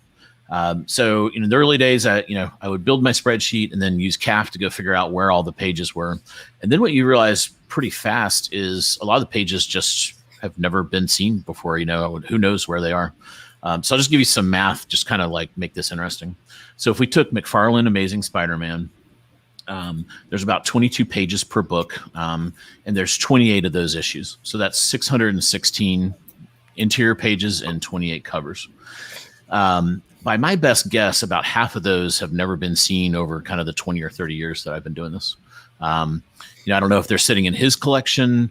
There was this museum event in New York I went to, and there was about 10 of them that kind of popped up that came out of his collection. So I feel like a bunch of them are kind of black holed into his collection. And then you go and you look on CAF and you find them and you see the pages come up over time. So that's step one, is like figuring out a prioritization of these things. Like, how are you going to prioritize it? And then the other thing that's really interesting is there's a community of us, right? So it's really interesting. One of the reasons I thought about talking about that strategizing thing is there's a really nice McFarlane Amazing Spider-Man pinup page that popped up in the next comic link. And literally like 12 of us were talking about, who's going for it, where'd it come from, what do we think the page is going to be worth? So there's a lot of people, once you kind of have your CAF out there with that artist that kind of commiserate with you and have become really good friends over the years of trading art and talking about the topic. Another good resource is, there's all kinds of stuff on YouTube, so watching all these different interviews and things like that. But there's these books. So this was put out, which is like a compendium of all the art of Todd McFarlane. So that's been super helpful to find stuff, that you wouldn't normally find. And then someone mentioned those. I was actually kind of new to these things. Those, what are they called? The artifact editions, where they, the artist editions. Artist editions. Yeah. Yeah. Let me go grab one just so everyone. I know we have a lot of new people watching. While he's away, I'm going to put him into Larry's position. See, there we go. Now he's in it. Now he's in a very. I've been in the prime position the whole time. Yes, you were. That's my bad. You think I figured this out by now? So these things are ridiculously large. You can't probably tell, but I'll use an Anthony method. 1, 2. So 24 Don't drop it on by yourself. 24 by 16. But and unfortunately there isn't one for McFarlane that I found. But this is. There's 2 Spawn ones. Oh, are there? Okay, Yes. I haven't seen the Spawn ones. You can talk to me after. Yeah. There you go. So these are just amazing. So I definitely recommend these. Getting some of these. I've only been able to pick up one so far, but really cool artifact editions. So check those out. Yeah, Fred says the Mazzucchelli volume was his first, and yeah, that was a nice one too. I don't own it, but I've seen it. The Daredevil one, yeah, it's amazing. Mm-hmm. Yeah. So then, how do you prioritize this? Do you go for action pages, covers? I've always liked panel pages more. I like the storytelling. That was probably the biggest mistake I made. I had several options to buy McFarlane covers, which I probably should have taken in hindsight. But that's how it goes sometimes. Why do you feel regret? Because they're worth more money now? Yeah. If I had gotten maybe 2 of those and then sold one, it could have funded, I don't know, a house at this point or something. I don't know if you've seen what these McFarlane covers are going for, but it's getting into kind of Yeah, but you have a beautiful territory. McFarlane collection. Your collection's crazy. Thanks. Yeah, I'm very happy with my collection. Yeah, and then what's also fascinating is trading pages and then watching them kind of like go over there. So the page Mikhail has, I had probably 10 years ago. And then I think Matt Ellis and I did a trade, and it kind of switched hands several times. So it's neat to watch the pages go through different hands over times. You also could see who did better in the trade in the long run. If one piece picks up in value and yours lags behind.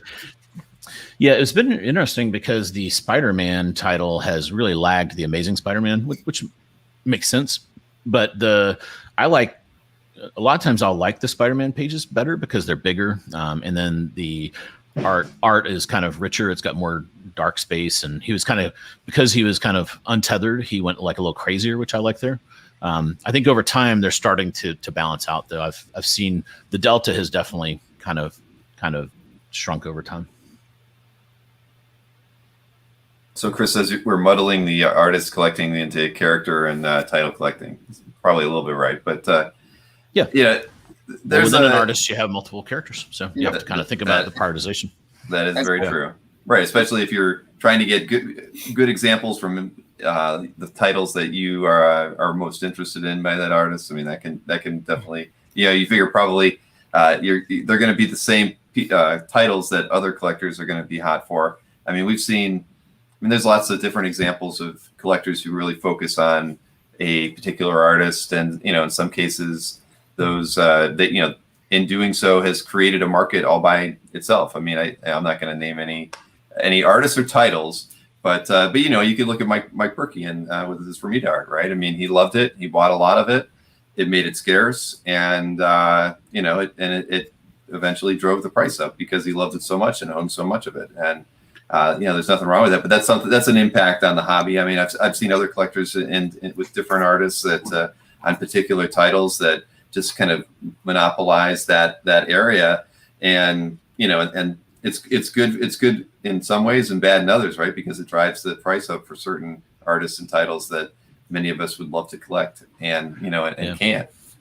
There was a period of time like 6 years ago where I was like, oh, what impact am I having on the price of these things, right? And then it's hard to pick that apart because then I actually had to take a couple of years off for just time things, and prices doubled. So then I felt better. I felt like I was kind of like, well, it's not me that's doing this in any way. And there's enough pages in this market that I think there's a fair enough, kind of volume that gets traded, if you will. But that is another interesting thing when you really bear down on something pretty specific is the causality of it, and are you causing things to be increased, or are you reacting to it? And it's kind of an interesting thing to think through. You got to be careful when you go after one piece. I remember in 1992 when Shaquille O'Neal was drafted and his rookie cards were worth so much money and I couldn't afford them. So I decided I was going to corner the market on the number 6 pick, Tom Gugliotta cards. And I had something like 2,300 Tom Gugliotta rookie cards. And they're worth a penny a piece now, You got to be careful when you go after a market. Berkey did well. Yeah, absolutely. I mean, I wish I was as smart as Berkey. I mean, just narrow focused on just like Spider-Man and Romita. I just can't do it because I love all the characters. So I just want to buy everything. But just narrow focus and just say, I only care about the Romitas and the John Romita Amazing Spider-Man. And that's my thing. I'm just going to buy it. I'm going to pay top dollar prices for it and just keep them. And he did well for himself to do that. I wish I didn't have the discipline to do that if I wanted to. I think it's also like for me, when I had too many pieces by one artist, I felt it was too risky, and I had to give up some pieces to kind of pare that down because I didn't want them all.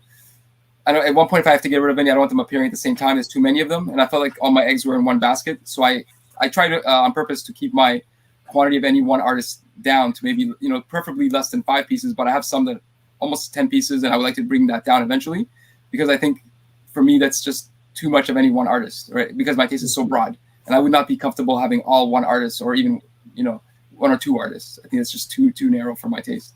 Are you saying that's a financial risk, or? I think it's a financial risk, and it also limits my collecting of other stuff. So yeah. I like some people could enjoy, like you enjoy McFarlane, right, Scott, and you would be happy just having that. But you picked like I guess an A+ artist with an A+ title, so very safe. You know, like there's a huge collector base. But if you're collecting some of the other artists that are not as maybe somewhat famous, but they're not on that level, then it's a little bit less safe, I think. I don't think you could say it's safe what he's doing at this point. He's taking a risk. At this point, if he's collecting those pages are costing him an arm and a leg. So yeah, they're beautiful pages, but will they be worth an arm and a leg tomorrow? He doesn't know. He's taking a risk also. Well, okay, you could argue that there's some artists are more risky than other artists. Like, yeah, Jack Kirby is less risky than, I don't know, some like no. McFarlane's not risky at 1,000. McFarlane at 60,000, he's taking risks. You know, so what he used to do maybe isn't, but now he's taking risks too. Yeah. Okay, well, that's putting some perspective on it. So I guess if you're talking about, so it's really come down to not so much the quantity of pieces, but the amount of money you're putting into any one thing, right? Is that what you're saying? I think he's taking a risk when he buys it, like for like top dollar. I mean, right now the market is at an all-time high, so he's buying it, you know, in a bull market. Yeah, comics it's have kind of already like come back stocks, down. though. Have you, you know, so if you pick a stock, it's kind of a, and you don't buy it at the top, and it's like an Amazon, you'll never buy it, right? So, you know, every time I've bought a piece of art is a top over the last 30 years. Because that doesn't mean it's always going to go up, but if you didn't buy at the top, there's a lot of these things you would never be able to participate in. Scott, can I ask you a question? You're like a numbers guy. You seem very thought out, and everything you do is with purpose. I'm more like what Larry sounds like. I don't know Larry before today, but he sounds like me. I want it all. I'm just going to buy it. I love that. That looks pretty. It's going to be mine tomorrow. More like impulse buyers. You know, nostalgia, of course, and all that, and what we can afford to impulse buyers. Do you ever impulse buy, or are you always thought out ahead of time? I impulse buy. But I always put a financial lens on it because, you know, this is an expensive hobby. And if you don't put some kind of a financial lens on it, you don't want to, you know, in the under $500 category, you can take all the risks you want.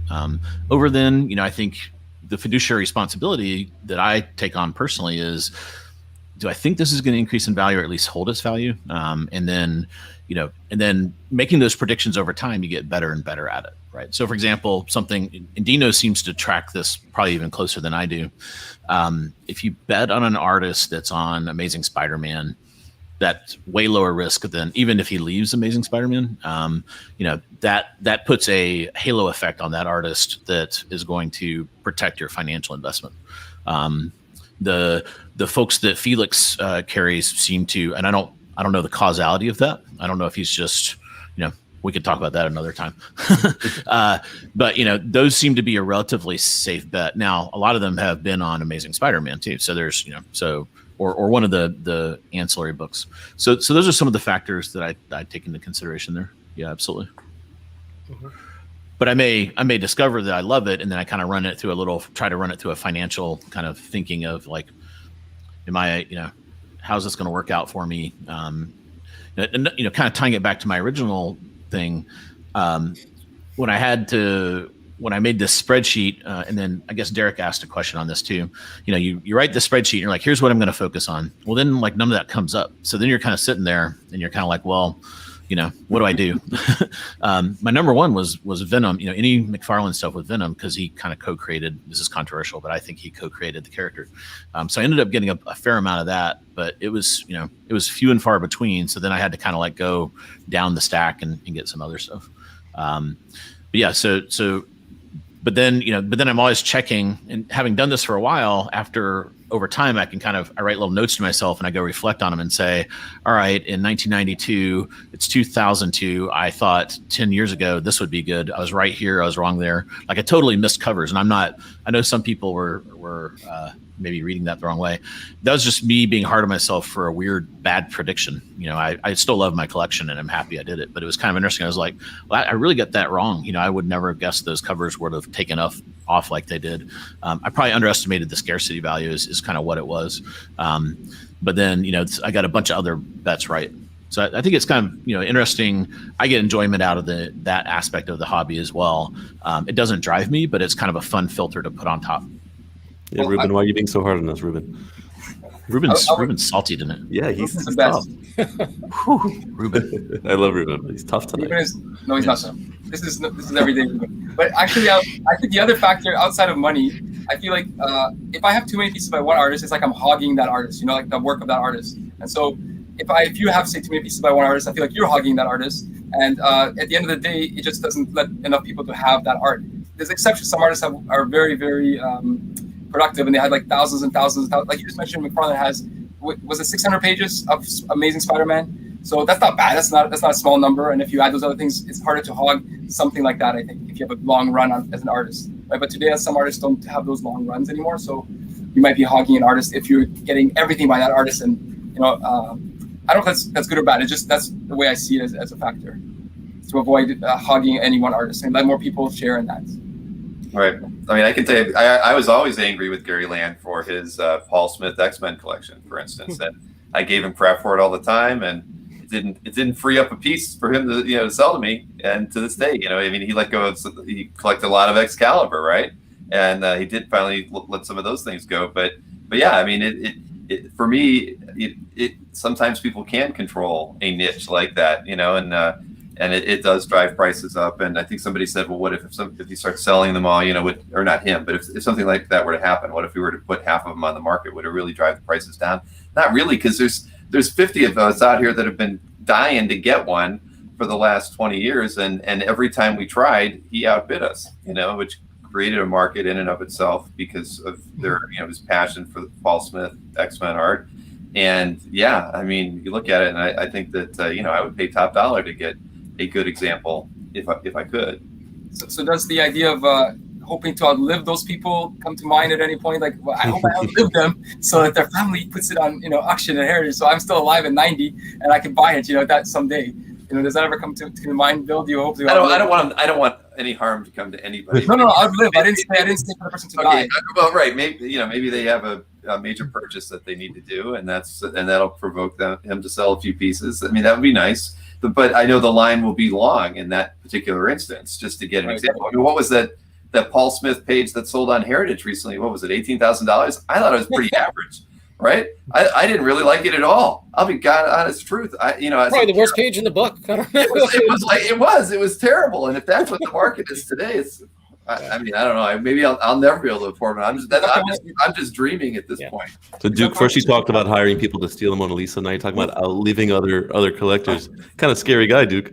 No, I'm saying outliving. I didn't say killing any. So what if the guy's 20 years younger than Bill? How's he gonna? Yeah.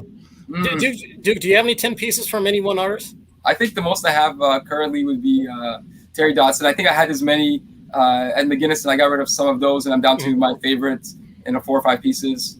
So, yeah, I think I'm kind of like you. So, like after 10 pieces, do I need 11 or 12 more? I'm not as hungry for like 11th piece as I am for the first 2 or 3 pieces. So yeah, I'd counter that and say what's also interesting is, so then I also have art from earlier in his career, and it's really cool when you follow an artist, and then I have a bunch of Spawn and more current stuff. It's really cool when you follow an artist's career too, to kind of see the progression, and because we own the art, there's all these cool artifacts from that. So on the old Infinity Ink pages, you can see like a lot of work on capes on the back, right? And then you hold up a Spawn page, and you're like, he was thinking through the cape work he did on Infinity Ink. It's going to show up in 20 years on Spawn. I have another really old page. I can't remember if it's a Batman one or an Infinity Ink, where he was like working through chains a lot.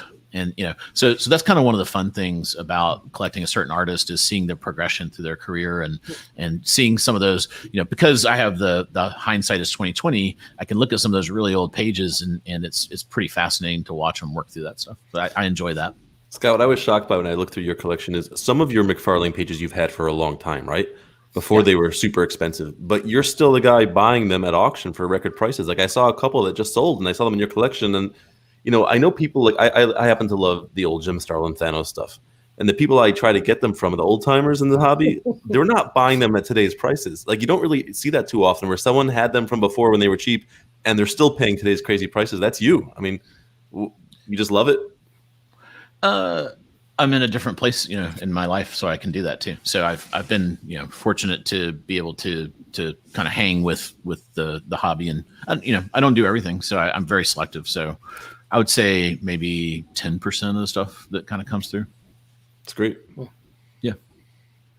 And then, but you can also, there's another. I know someone said they hate the comparisons to the stock market, but there's financial theories that you can apply here, such as portfolio theory. Because I have a balance of stuff I was able to get really cheap, I can overpay for 1 or 2 pages, and then my collection is relatively evened out, right? You're averaging up. Yeah. It's dollar cost averaging across the portfolio. And then, so I think Ruben asked how big, it's all on CAF. So I think I have like 70 pages between Spider-Man and Amazing Spider-Man, 10 Hulk pages, a lot of Infinity Inc. There was a heritage auction, I think it was 2001. And I think they auctioned off like 5 whole books. And I got, for like $50 a page. So I was able to really load up on some really old stuff back in the day. I don't even know. Bill could probably tell you faster than I could. So Scott, how many Infinity Ink pages I have. If you didn't have the older pages that average you down, would you still be buying the new ones at these prices? Do you feel confident that they'll retain value? I do. Yeah. Another thing I do, I come from the auction industry. I like to look at the action on auctions, and there's a lot of bidders. This is not like me and some other dude kind of battling it out. There's like 6 or 7 active bidders up into kind of the last bids. So there's still quite a lot of demand in collectors out there that are interested. That's great. The other thing is 125 pages of Infinity Inc. By the way, there you go. So 125. Big Ruben. Thanks, Bill. Yep.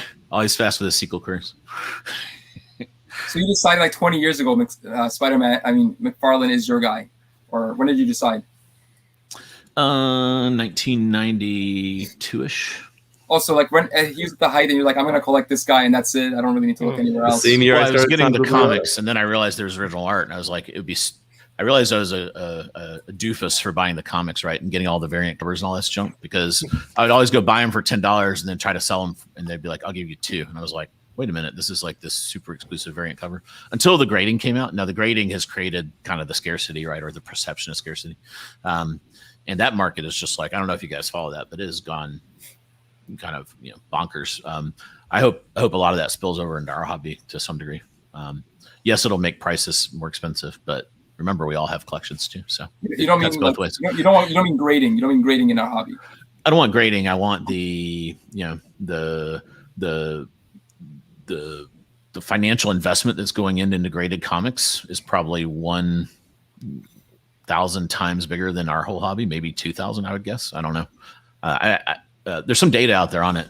And then Bill has the data. It'd be interesting to look at the transaction volume of original art that Bill collects and compare it to graded comics.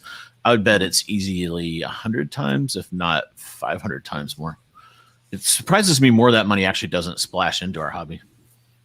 You don't feel like money's been splashing in, and the way the prices have changed so much in the last 2 years? I do, but then you can go and Felix does these drops, and there's like $200 pages for modern Spider-Man art and stuff. So that's what doesn't 100% compute for me. Like I get some of it, the older stuff. I don't understand why it's not splashing more into the modern, like the Bisley outcome. I thought that felt like a one time where I could kind of like see it happening. Like the fervor going on in the graded comics splashed over into our hobby in a really kind of interesting nonlinear way.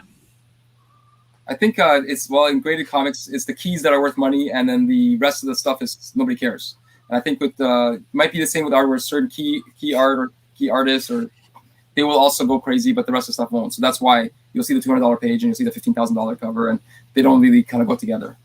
Yeah, what's really fascinating is the I'm involved in the venture capital and startup world. The grading companies are getting acquired for huge amounts. So CGC was just bought out. Yeah, CGC was bought out. The one that does video games called WATA was just bought. Golden that does sports cards. Fish, you should maybe keep your cards there for a little bit longer. Those guys just raise money at like north of $1 billion. So there's a lot of really interesting things going on in collectibles. It's all, the whole category has just gone parabolic. But there's also a theory, Scott, I don't know if you ever read this stuff, that in order for there to be a market where there's investment and competition, there can't be a population of one. original art, each page is different. In order to create a market for a Hulk 181, you need lots of Hulk 181s where people see what it goes for, and price goes up. If you only have a single page that's not copied, it's tough for there to be a market for that page. So I think that's part of why it's not exploding the same way. It explodes because it's one of a kind, and it doesn't explode because there's not enough of it to go around to make a market for it. Yeah, I get that. Yeah. And then I think this would be another interesting thing to look at new art created over time. I think it's down, I would guess, because of the advent of digital art. I think by definition, I think the comic book industry is printing less comics, right, than the 90s. And then therefore, so there's less books. And then there's a percentage of books, a non-zero percent of books that are digital.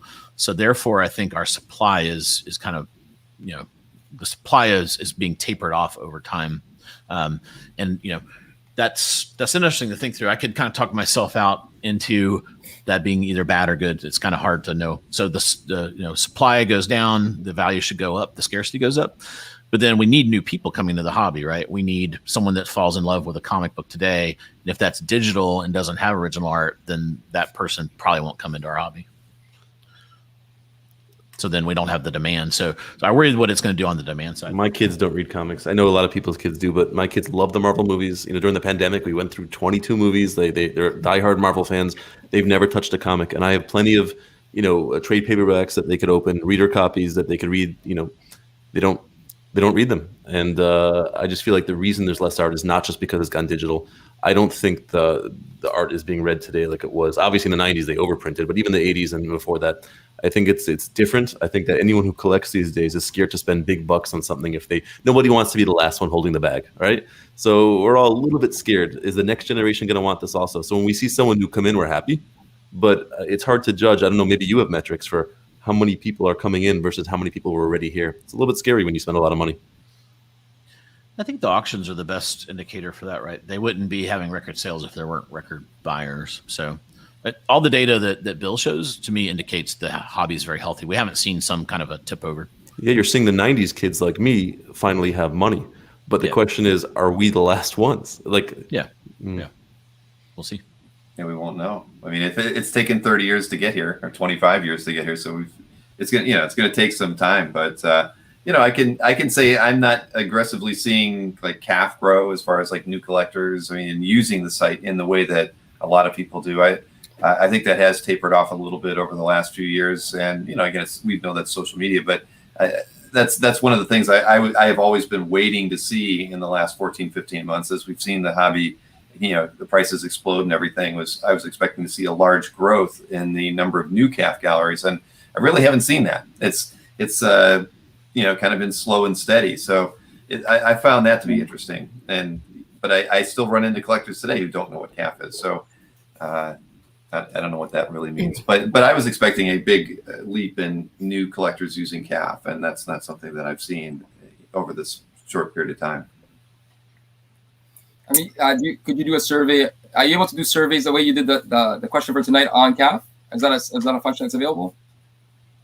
I can do anything, No, I mean, is it already built in? Is it already built in? No, I've never built a survey into CAF.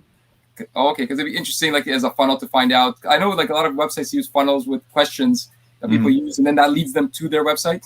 Like what's your favorite superhero, or like whatever it might be, and it gets people to a website. But also within the website to find out how many people are in certain age groups, or what they're hoping to spend, or what they're hoping to find. I don't know, whatever the questions you might want to ask. Maybe sponsored by dealers. Well, I mean, I learned. Strangely enough, I've learned a lot about our user. I don't know, the base as far as just looking at the YouTube metrics that we get from the people who watch these videos by and large. I mean, because they break those things down by age, by gender. They know a lot. They know a lot about income and everything too, and some of that data trickles in through the analytics that they provide me with by the viewers on here, and it's just like they use Google Analytics. Do you do that on the site too? Do you have GA on the site? I do. Yeah. So I can look at the same thing. Demos. Yeah. Pretty much, the main collectors in the they're men between the ages of 41 and 64. That's the sweet spot. And in men to women, it's 99.9% men to 1%, 0.1% women. I mean, it's the truth. And surprising, because when I'm at shows and I see a lot of women buying artwork, but they don't, they're not frequenting these chats or using CAF. And there's probably lots of reasons for that. But the age group thing, I mean, I see it. I mean, I'm right in the middle of there, right? I'm 53. Going on 54, so I'm right in the middle of that age range, and I think that's kind of where our hobby is at. But yeah, the only surprising thing for me is that CAF hasn't grown exponentially. As we've seen, I feel like a lot of new people come into the hobby, but a lot for us isn't really. It's probably not a gigantic number. A lot could be 300. Decent collectors who are buying pieces that are over $5,000. I mean, now you're judging collectors. Earlier, when I had a topic, you wouldn't. Now you're saying decent collectors. Well, I don't know what's the word for it. I mean, that I should use. I don't mean that they're decent men or women, but people who are willing to spend a volume. Thank you. Yes, who are willing to spend up to $5,000. I mean, it might be only 300 to 500 collectors coming into the hobby in the last 15, 16 months, but that's enough to skew what we're seeing today. And I think that because by and large, I mean, I can look at the number of people who are coming to CAF and who are using CAF to log into it, and who have active galleries and who don't. And I can look at the data since the beginning of 2020, and those figures don't deviate too much. They're actually just really consistent. And again, I was expecting this growth, and it really hasn't happened. So yeah. At any rate. Yeah. I think there'll be a time where my prediction is in the next 10 years, we'll see some shrinkage. And I think the digital comic thing will be part of it. And then just the fact that, I think Fish mentioned that his kids aren't really super into comics. There's, the comic market is definitely having problems. It wasn't 12 years ago that both DC and Marvel were bankrupt.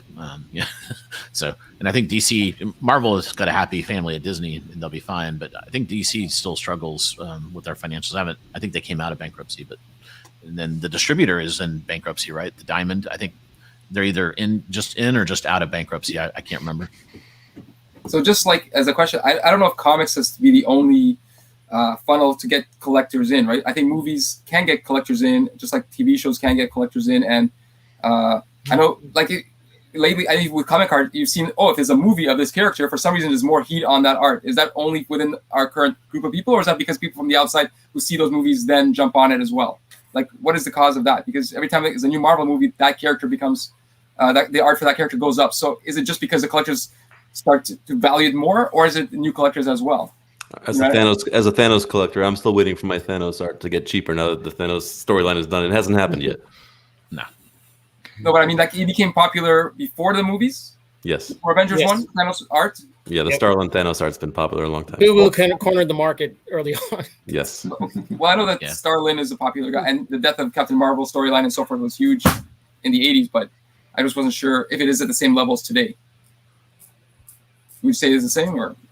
No, I think the hype is bigger. Right. But Thanos and Infinity Gauntlet has always been popular. I mean, it's just in the comic book market. I mean, in the 90s, that was a really popular miniseries. So, of course, in the original art market, it's always been popular. So. Yeah, I bet that's what drove the Marvel. One of the decisions to do that storyline was just kind of looking. They had this, thousands of story arcs they could have picked for the movies, and then they saw the sales bump that the Infinity Wars generated, and they're kind of like, well, that's perfect because multi-movie arc. We know it's popular because the comic books told us so. That'd be I bet that's kind of what happened inside of there. The last thing I'll say, and this is kind of way off my topic, but since we're in kind of like this economics thing, I don't know if you guys are watching it or not, but inflation is just taking off. I think that's good for us because assets during inflation, anything that's an asset, a house, land, anything that's not cash tends to be a much more safe harbor than cash. So in a way, we're geniuses by stuffing all our cash into comic book art. Woohoo. We'll see. We'll check in 10 years, and you can fact check me on that. But right now, that's my prediction. You've been around, and I think Scott, you may have during the housing breakdown. I think it was 2008, 2007. There was amazing stuff. There was amazing stuff on Heritage, and the hammer prices on those stuff were still amazing. I don't think the comic art market ever went down during, the recession, but there was just a lot better art that was being more available. Duke, going back to your list from last week, your tiers, I have a number of pages that are tier 1 for sure, but they're in my mind on a list of, if things start to go down, I better get some money out of that fast. Versus there are some pages in tier 1 where I don't care if it's worth nothing, I'm keeping it until the day I die. Now they're same quality pages, but I guess it's how much I invested into it combined with how much I love it. There are some things, Scott, in your McFarlane collection, are there certain pages that even if it goes to 0, you're happy to own versus some that you say, I spent thousands on this. If this starts to go down and I feel like it's going to continue going down, I better get what I can out of it ASAP? I don't really have a, if it goes down strategy, to be honest with you. There's no hedging here. I have a black hole collection, so everything's worth 0 by the time I get it. What do you mean black hole collection? Your stuff is on CAF, a lot of it, right? I'm too lazy to sell it. It's never coming back out. So right. It comes in, it doesn't come out. So Larry's head is the event horizon. So once I touch it, it comes in, and I don't even think about the value. So yeah, and to your point, I don't have perfect data. Bill probably has better, but I don't remember there being any price adjustment in 08 and 09. You would have thought there would have been, right? No, there was not. It may have taken a little break from kind of like 20% growth into like the 7 to 10% kind of growth. But if anything, it shook pages loose, which was kind of a good thing. Recessions shake pages loose. Right. I mean, I think that's what we've seen over the last you could say last 6 to 9 months when the prices have really skyrocketed. But yeah, I mean, right. I mean, some people need, they want to convert that stuff to cash, and so it does bring out better pieces. But yeah, no, I remember because I own the mini golf. I opened my mini golf July 2008. Everything crashed in October 2008. So I can base that on that poor business decision of mine, and always look back on that miserable time.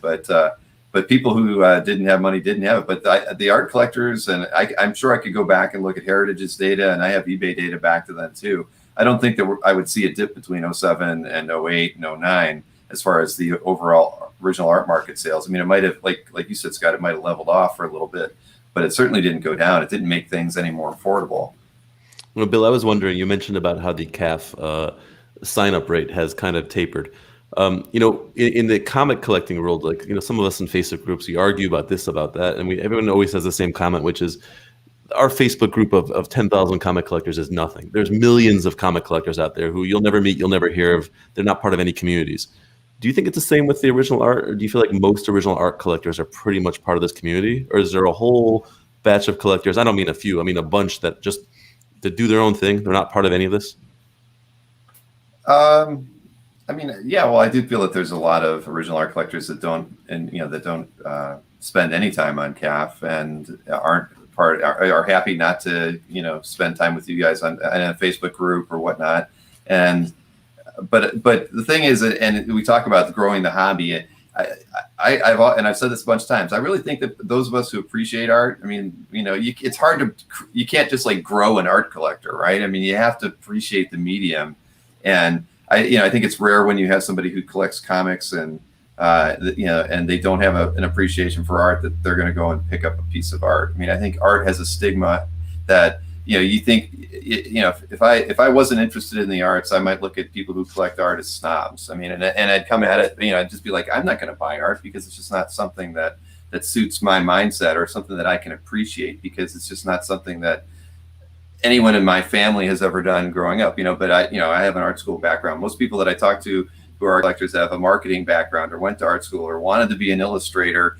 And so I don't worry too much about the hobby like doubling, because you can't, art collectors don't grow on trees, and you can't make them. They have to be born with a passion for loving the medium. And I think that kind of works to our advantage, because if other than the people who might come in to speculate, I just don't feel like people just get turned on to it in any rapid way, like somebody who could collect comic books or trading cards or that sort of thing, or even statues. I mean, you have to want it, and you have to appreciate it. And I just don't think that a lot of people, I mean, I could ask my brother, and I love my brother, would he ever want to buy a piece of comic book art? Heck no. I mean, he's a mechanic. He's got he likes the movies. He hasn't picked up a comic book since he was 16. He would never buy a piece of art. He just wouldn't. It's just not what he'd rather have a VW magazine or something, right? I mean, it's not in his makeup. So, I kind of like that. I mean, I think it's very unique about our hobby that spark has to be there to become a collector, a passionate collector like all of us, and really go on and know that you're going to stay in the hobby a long time. I don't think a fly-by-night person who loves the Avengers movies is going to walk. If Albert Moy could set up a table at the exit to a movie theater to try to sell art, and he could have all the best Bruce Timm drawings in the world for $400 or $500, right? Not one person is going to buy one of those. They're going to pick up the movie poster to the Logan movie on the way out and hope that one day they can meet Hugh Jackman and get him to sign it.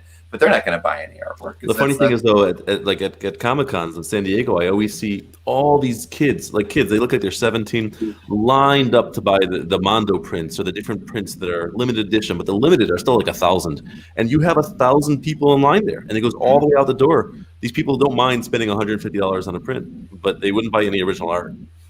Exactly. I mean, and again, it's back to you have to be born with it. It's got to be part of your DNA to really want to collect original art and be as serious as all of us are. It's just different, and that's why. But Scott, I mean, I can be jealous of you for getting turned on to it at such an early age. I mean, I was so it was around. I was probably in my early 30s when I realized that I could even buy original art. But I love the comics. But I wish I would have known about it earlier. But it's like all of us. The moment you see it, it's it's the right thing for you to collect and change your collecting your focus. Whether Fish, you were on statues, or me being in comics. I mean, everybody's willing to almost stop right there and just focus on art because that really impresses them and moves them and so that's all. I mean, I look at anybody that comes into the hobby and says that they're going to help us double it. From the number of serious collectors in the hobby. It's next to impossible because you just can't make people become art collectors. So I don't know. Wouldn't you agree? They all come like 90 come from comics. Like the largest percent, the funnel for us is interest in the characters, comics, more serious comics, comic book art, and there's a big drop off for that part of the funnel when you right. Well, but that's why you could say that people who would be buying the prints are they're going to wait 1,000 in line to buy a print from Mondo, an Avengers print or an Ant-Man print, right? Because it's got a movie tie and to them it's color, it's like the comic, it's something they can hang on their wall. I mean, I have an Alex Ross print, from Dynamic Forces. Thank you, Nick Barucci, hanging on the wall beside me. And that would have been one of my earliest art purchases before I knew I could buy art. I mean, I had a lithograph. But I think taking that leap from comics or prints into original art is it's a very big leap. And yeah, they're all coming from comics. But how many comic collectors can walk past Artist Alley or Albert Moy's booth and not give it a second thought because comics is it? There's a dividing line there. The art just isn't important. So I don't know. We're rambling now. Yes, we are. But by the way, you said something interesting earlier. You said that the group of collectors is between 41 and 63, and I'm wondering if like that, the way the baby boomers kind of work their way through the system with art collectors maybe in their 40s. Would you see a bulge kind of moving through the system, and would that spell the possible slowdown of our hobby? Like as the people who are like, is there biggest bulge in the at 50 or is it at 40 or where's that biggest bulge and where's that? Where's it moving? Do you know what I mean? Are you able to see that or? I'm trying to get into my analytics here right now just to see the audience data. So while you're doing that, Larry, have you considered putting original art instead of that Alex Ross wonderful poster behind you? No, that's a print. The print. Yeah. That's a print too. I found a cheap one like in a flea market. So, but you have nice art. You should think about hanging it. You have space. You got space. Like this is a bookshelf. I can't put any more there. But I probably would. You should be selling all your books and make more wall space for your art. I have more wall space than I have book space for sure. Yeah. Duke, you said you feel bad about having more than a certain number of pieces of art from the same artist. Do you feel bad about having more than a certain number of those shirts? No, I need 3 more so I can have them 7 days a week. Is really.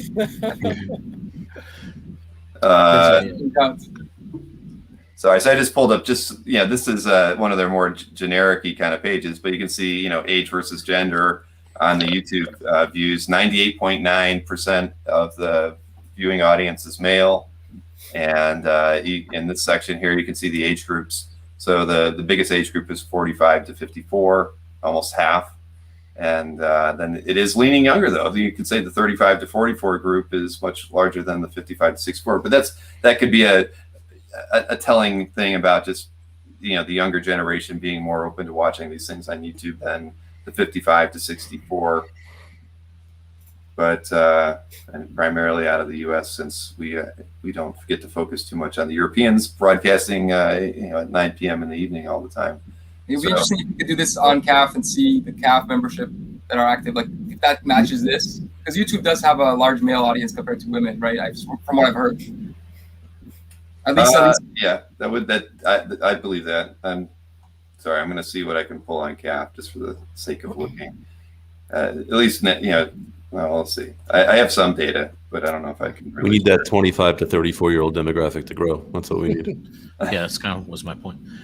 While you're doing that, Bill, this guy, Harry, says, I did a study and found only about 25 to 33% of original art is on CAF. That's tricky because, again, like in my McFarlane thing, I think what he's assuming is the part that's not on CAF are people that aren't in our community. I think there's a Venn diagram, and we don't know how big it is so there's a big Venn diagram of the art. Then we know it's on CAF inside of that bubble. The rest is unknown because it could be that people own it and aren't putting on CAF. But I found there's this other category, which is it's either disappeared, destroyed, or the artist still has it. And, I would kind of classify that as not someone that's not in our community, but the art had no ability to be on CAF at all because it was never in the market per se. Yeah, and I'm not going to be able to really give out anything on CAF. I'd have to filter things a little bit different. Oh, it's fine. You don't have to give it tonight. I just throw it out. Right. No, I get you. But I'd actually argue. I'd say we probably have less than 10% of the published art on CAF. That is from the U.S. comic market that has been out there and that could be out there. I bet you we're probably maybe around 10%. I mean, even at 1 million pieces of art on CAF, what do we say? Maybe 35% of that is published. So 350,000 pieces of published comic book artwork. But Bill, that doesn't show you anywhere near how many other collectors there are, because I know a ton of collectors. I mean, I know a lot that are like me, where half my collection's on CAF and half of it I'll never put on CAF, just because of the whole fear of fresh to market if I ever want to sell it.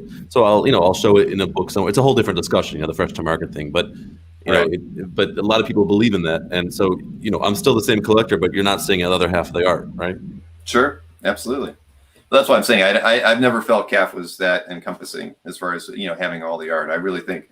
And gosh, you bring in the European market and the original art over there, and I mean, CAF is just a fraction of the published artwork that is shared today. So I've never advertised on Instagram or Facebook, Marcus. So I have a question for everybody. So this art's obviously very expensive. I mean, for me to mentally say, okay, I'm gonna spend $3,000. I mean, I have to work my way up there first. I mean, going from comics, I was probably spending at most maybe a few $100s on comics, but when you get in comics, you can easily escalate how much you spend. Was it hard for you guys to mentally get yourself to spend those thousands of dollars for a piece of art? I think like I said, my first piece was a What If cover by John Romito Sr. There was I have no Scott in me. I have no financial knowledge or numbers or patience. So I'm just stupid. I just jumped in and I said, oh, that piece I used to read with my father. I miss my father. I am buying that piece. So my very first piece was a few $1,000s off eBay. It was like, $4,000. So I think that I immediately jumped over a line I shouldn't have jumped over. And from there it was downhill. It's definitely, it's like an escalating thing. Yeah. I did that with comics too. I used to have when I found out there was when I was very young, like a teenager, when I bought comics at conventions, I had this arbitrary rule. So I'm against arbitrary rules if you can avoid them. And the rule was don't buy a comic more than $10.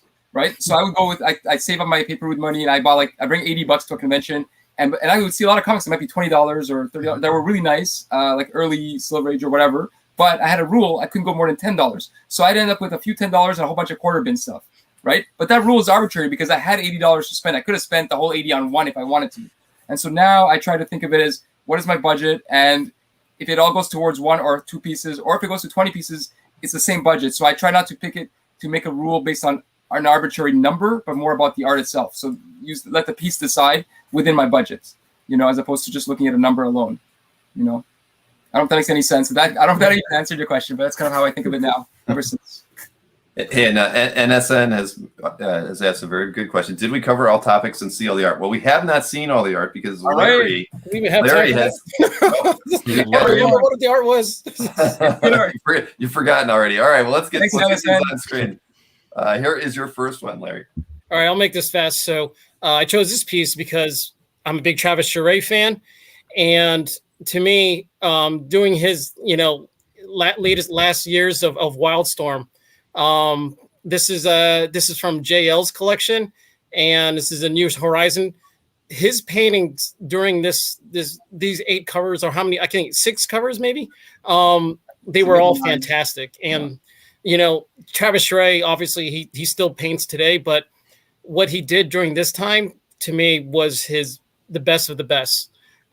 He was notorious for, throwing away pieces that, didn't meet his standards, and they were still gorgeous pieces that he threw away. But to me, this is from his, later, one of his last pieces in Wildstorm, and it's just gorgeous. I don't even know who this character is, but he did 6 other covers for Wildstorm at this time, and they were all gorgeous.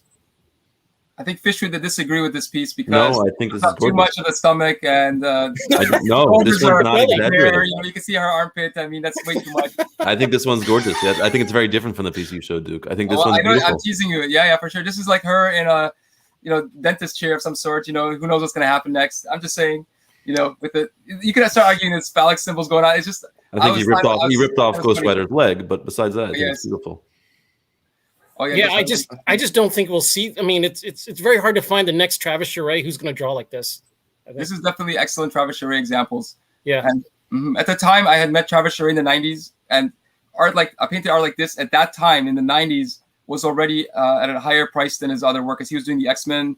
There was the X-Men Silver Age. I can't remember, the X-Men Wildcats perhaps. And at that time, painted pieces like this were selling for maybe 10 times his regular page price. So I think it's always been of interest to collectors. Yeah. Unfortunately, like some of the pieces he does now for X-Men or Justice League, I just don't admire them because I remember how these pieces looked back then during his Wildstorm time. So he was an artist that kept improving, and I think lately I don't like his current style either, but maybe he'll go back and improve another way again, like a whole new style. So I wouldn't write him off yet, All right, go next piece. Next piece, but I will add it's my favorite period of Travis's work. Certainly, is this one. Yeah, because it was you looked at it and you just gawked at it because of the way the detail and how he achieved the depth and the shading and the 3-dimensionality of his work was just amazing. Yeah. All right. I think it was Scott who was talking earlier about you can see some of the looking at Todd McFarlane doing his progression of his career from Infinite Ink to Spider-Man to Spawn. Well, to me, I've always been very impressed with Mark Silvestri's progression throughout his career. From his time in Marvel. I mean, he went from Uncanny X-Men to Wolverine, and then he went to Cyberforce. And when he made that jump from Marvel to Image and started working with Scott Williams and some of these other top cow artists, inkers. This was incredible. This is like incredible to me. And honestly, I think today, when the Mark Silvestri is inking himself, I think he's right now he does that his best. So this period was amazing during his time at Image and time with Top. He still owns Top Cow, but he doesn't draw as much. But this is this is inked by Danny Mickey, and it's just such a gorgeous piece. But nowadays, I think he can even draw even better pieces than this. So his little creatures on Darkness got over time got kind of wackier and wackier and funnier and funnier. And I'm a huge fan of Danny Meekie's inking on pretty much almost anybody. So I think he added a lot to the work. Yeah. It's beautiful. Do you think that piece of cape is about to break off, or do you think that's like designed that way and it's strong and it's going to hold? Oh, it's holding on. It's beautiful. Yeah. To me, that's Silvestri. I loved every period that he drew. But doing his Top Cow, I think, is when he was most popular. So. Well, great examples of art all around this evening. I've been looking for a Silvestri Ekman piece for like forever. It's coming up in Heritage. I know. I saw. I'm not gonna be like it. But thank you very much, dude. You have connections in the industry. You could probably make it work. No. And Heritage moved their auctions to Wednesday. I got no pull in this hobby. So, but no, this was this didn't go the direction that I was thinking it was going to go. But this was a great conversation this evening, gentlemen. I really. What direction did you think it was going to go? I looked at the topics and I'm like, we might be done in an hour and 20 minutes tonight, and that's not what happened at all. I kind of thought that I didn't think they were going to be expandable like they became, and that we would take the paths on it that we did. So, but it's made me think about the data that I collect as well. I'm going to have a talk with Maureen tomorrow about updating some of these reports that I have access to, because it doesn't touch on things now that I'm really curious about. Published to unpublished. Like I could tell you how many pieces are for sale and aren't for sale, in the classifieds versus regular gallery, but I can't tell you how many, and break that down into published versus unpublished and things. So it sparked a lot of questions from me. And I've been kind of jotting down notes on things that I think Maureen and I can dive into and maybe share with everybody, because it would be interesting to see some of this stuff and let everybody know what we can tell from CAF. And one thing that popped to mind when you said that CAF wasn't growing as much, maybe it has to do with the cell phone, right? Like people like having your CAF site a bit more set up for cell phones.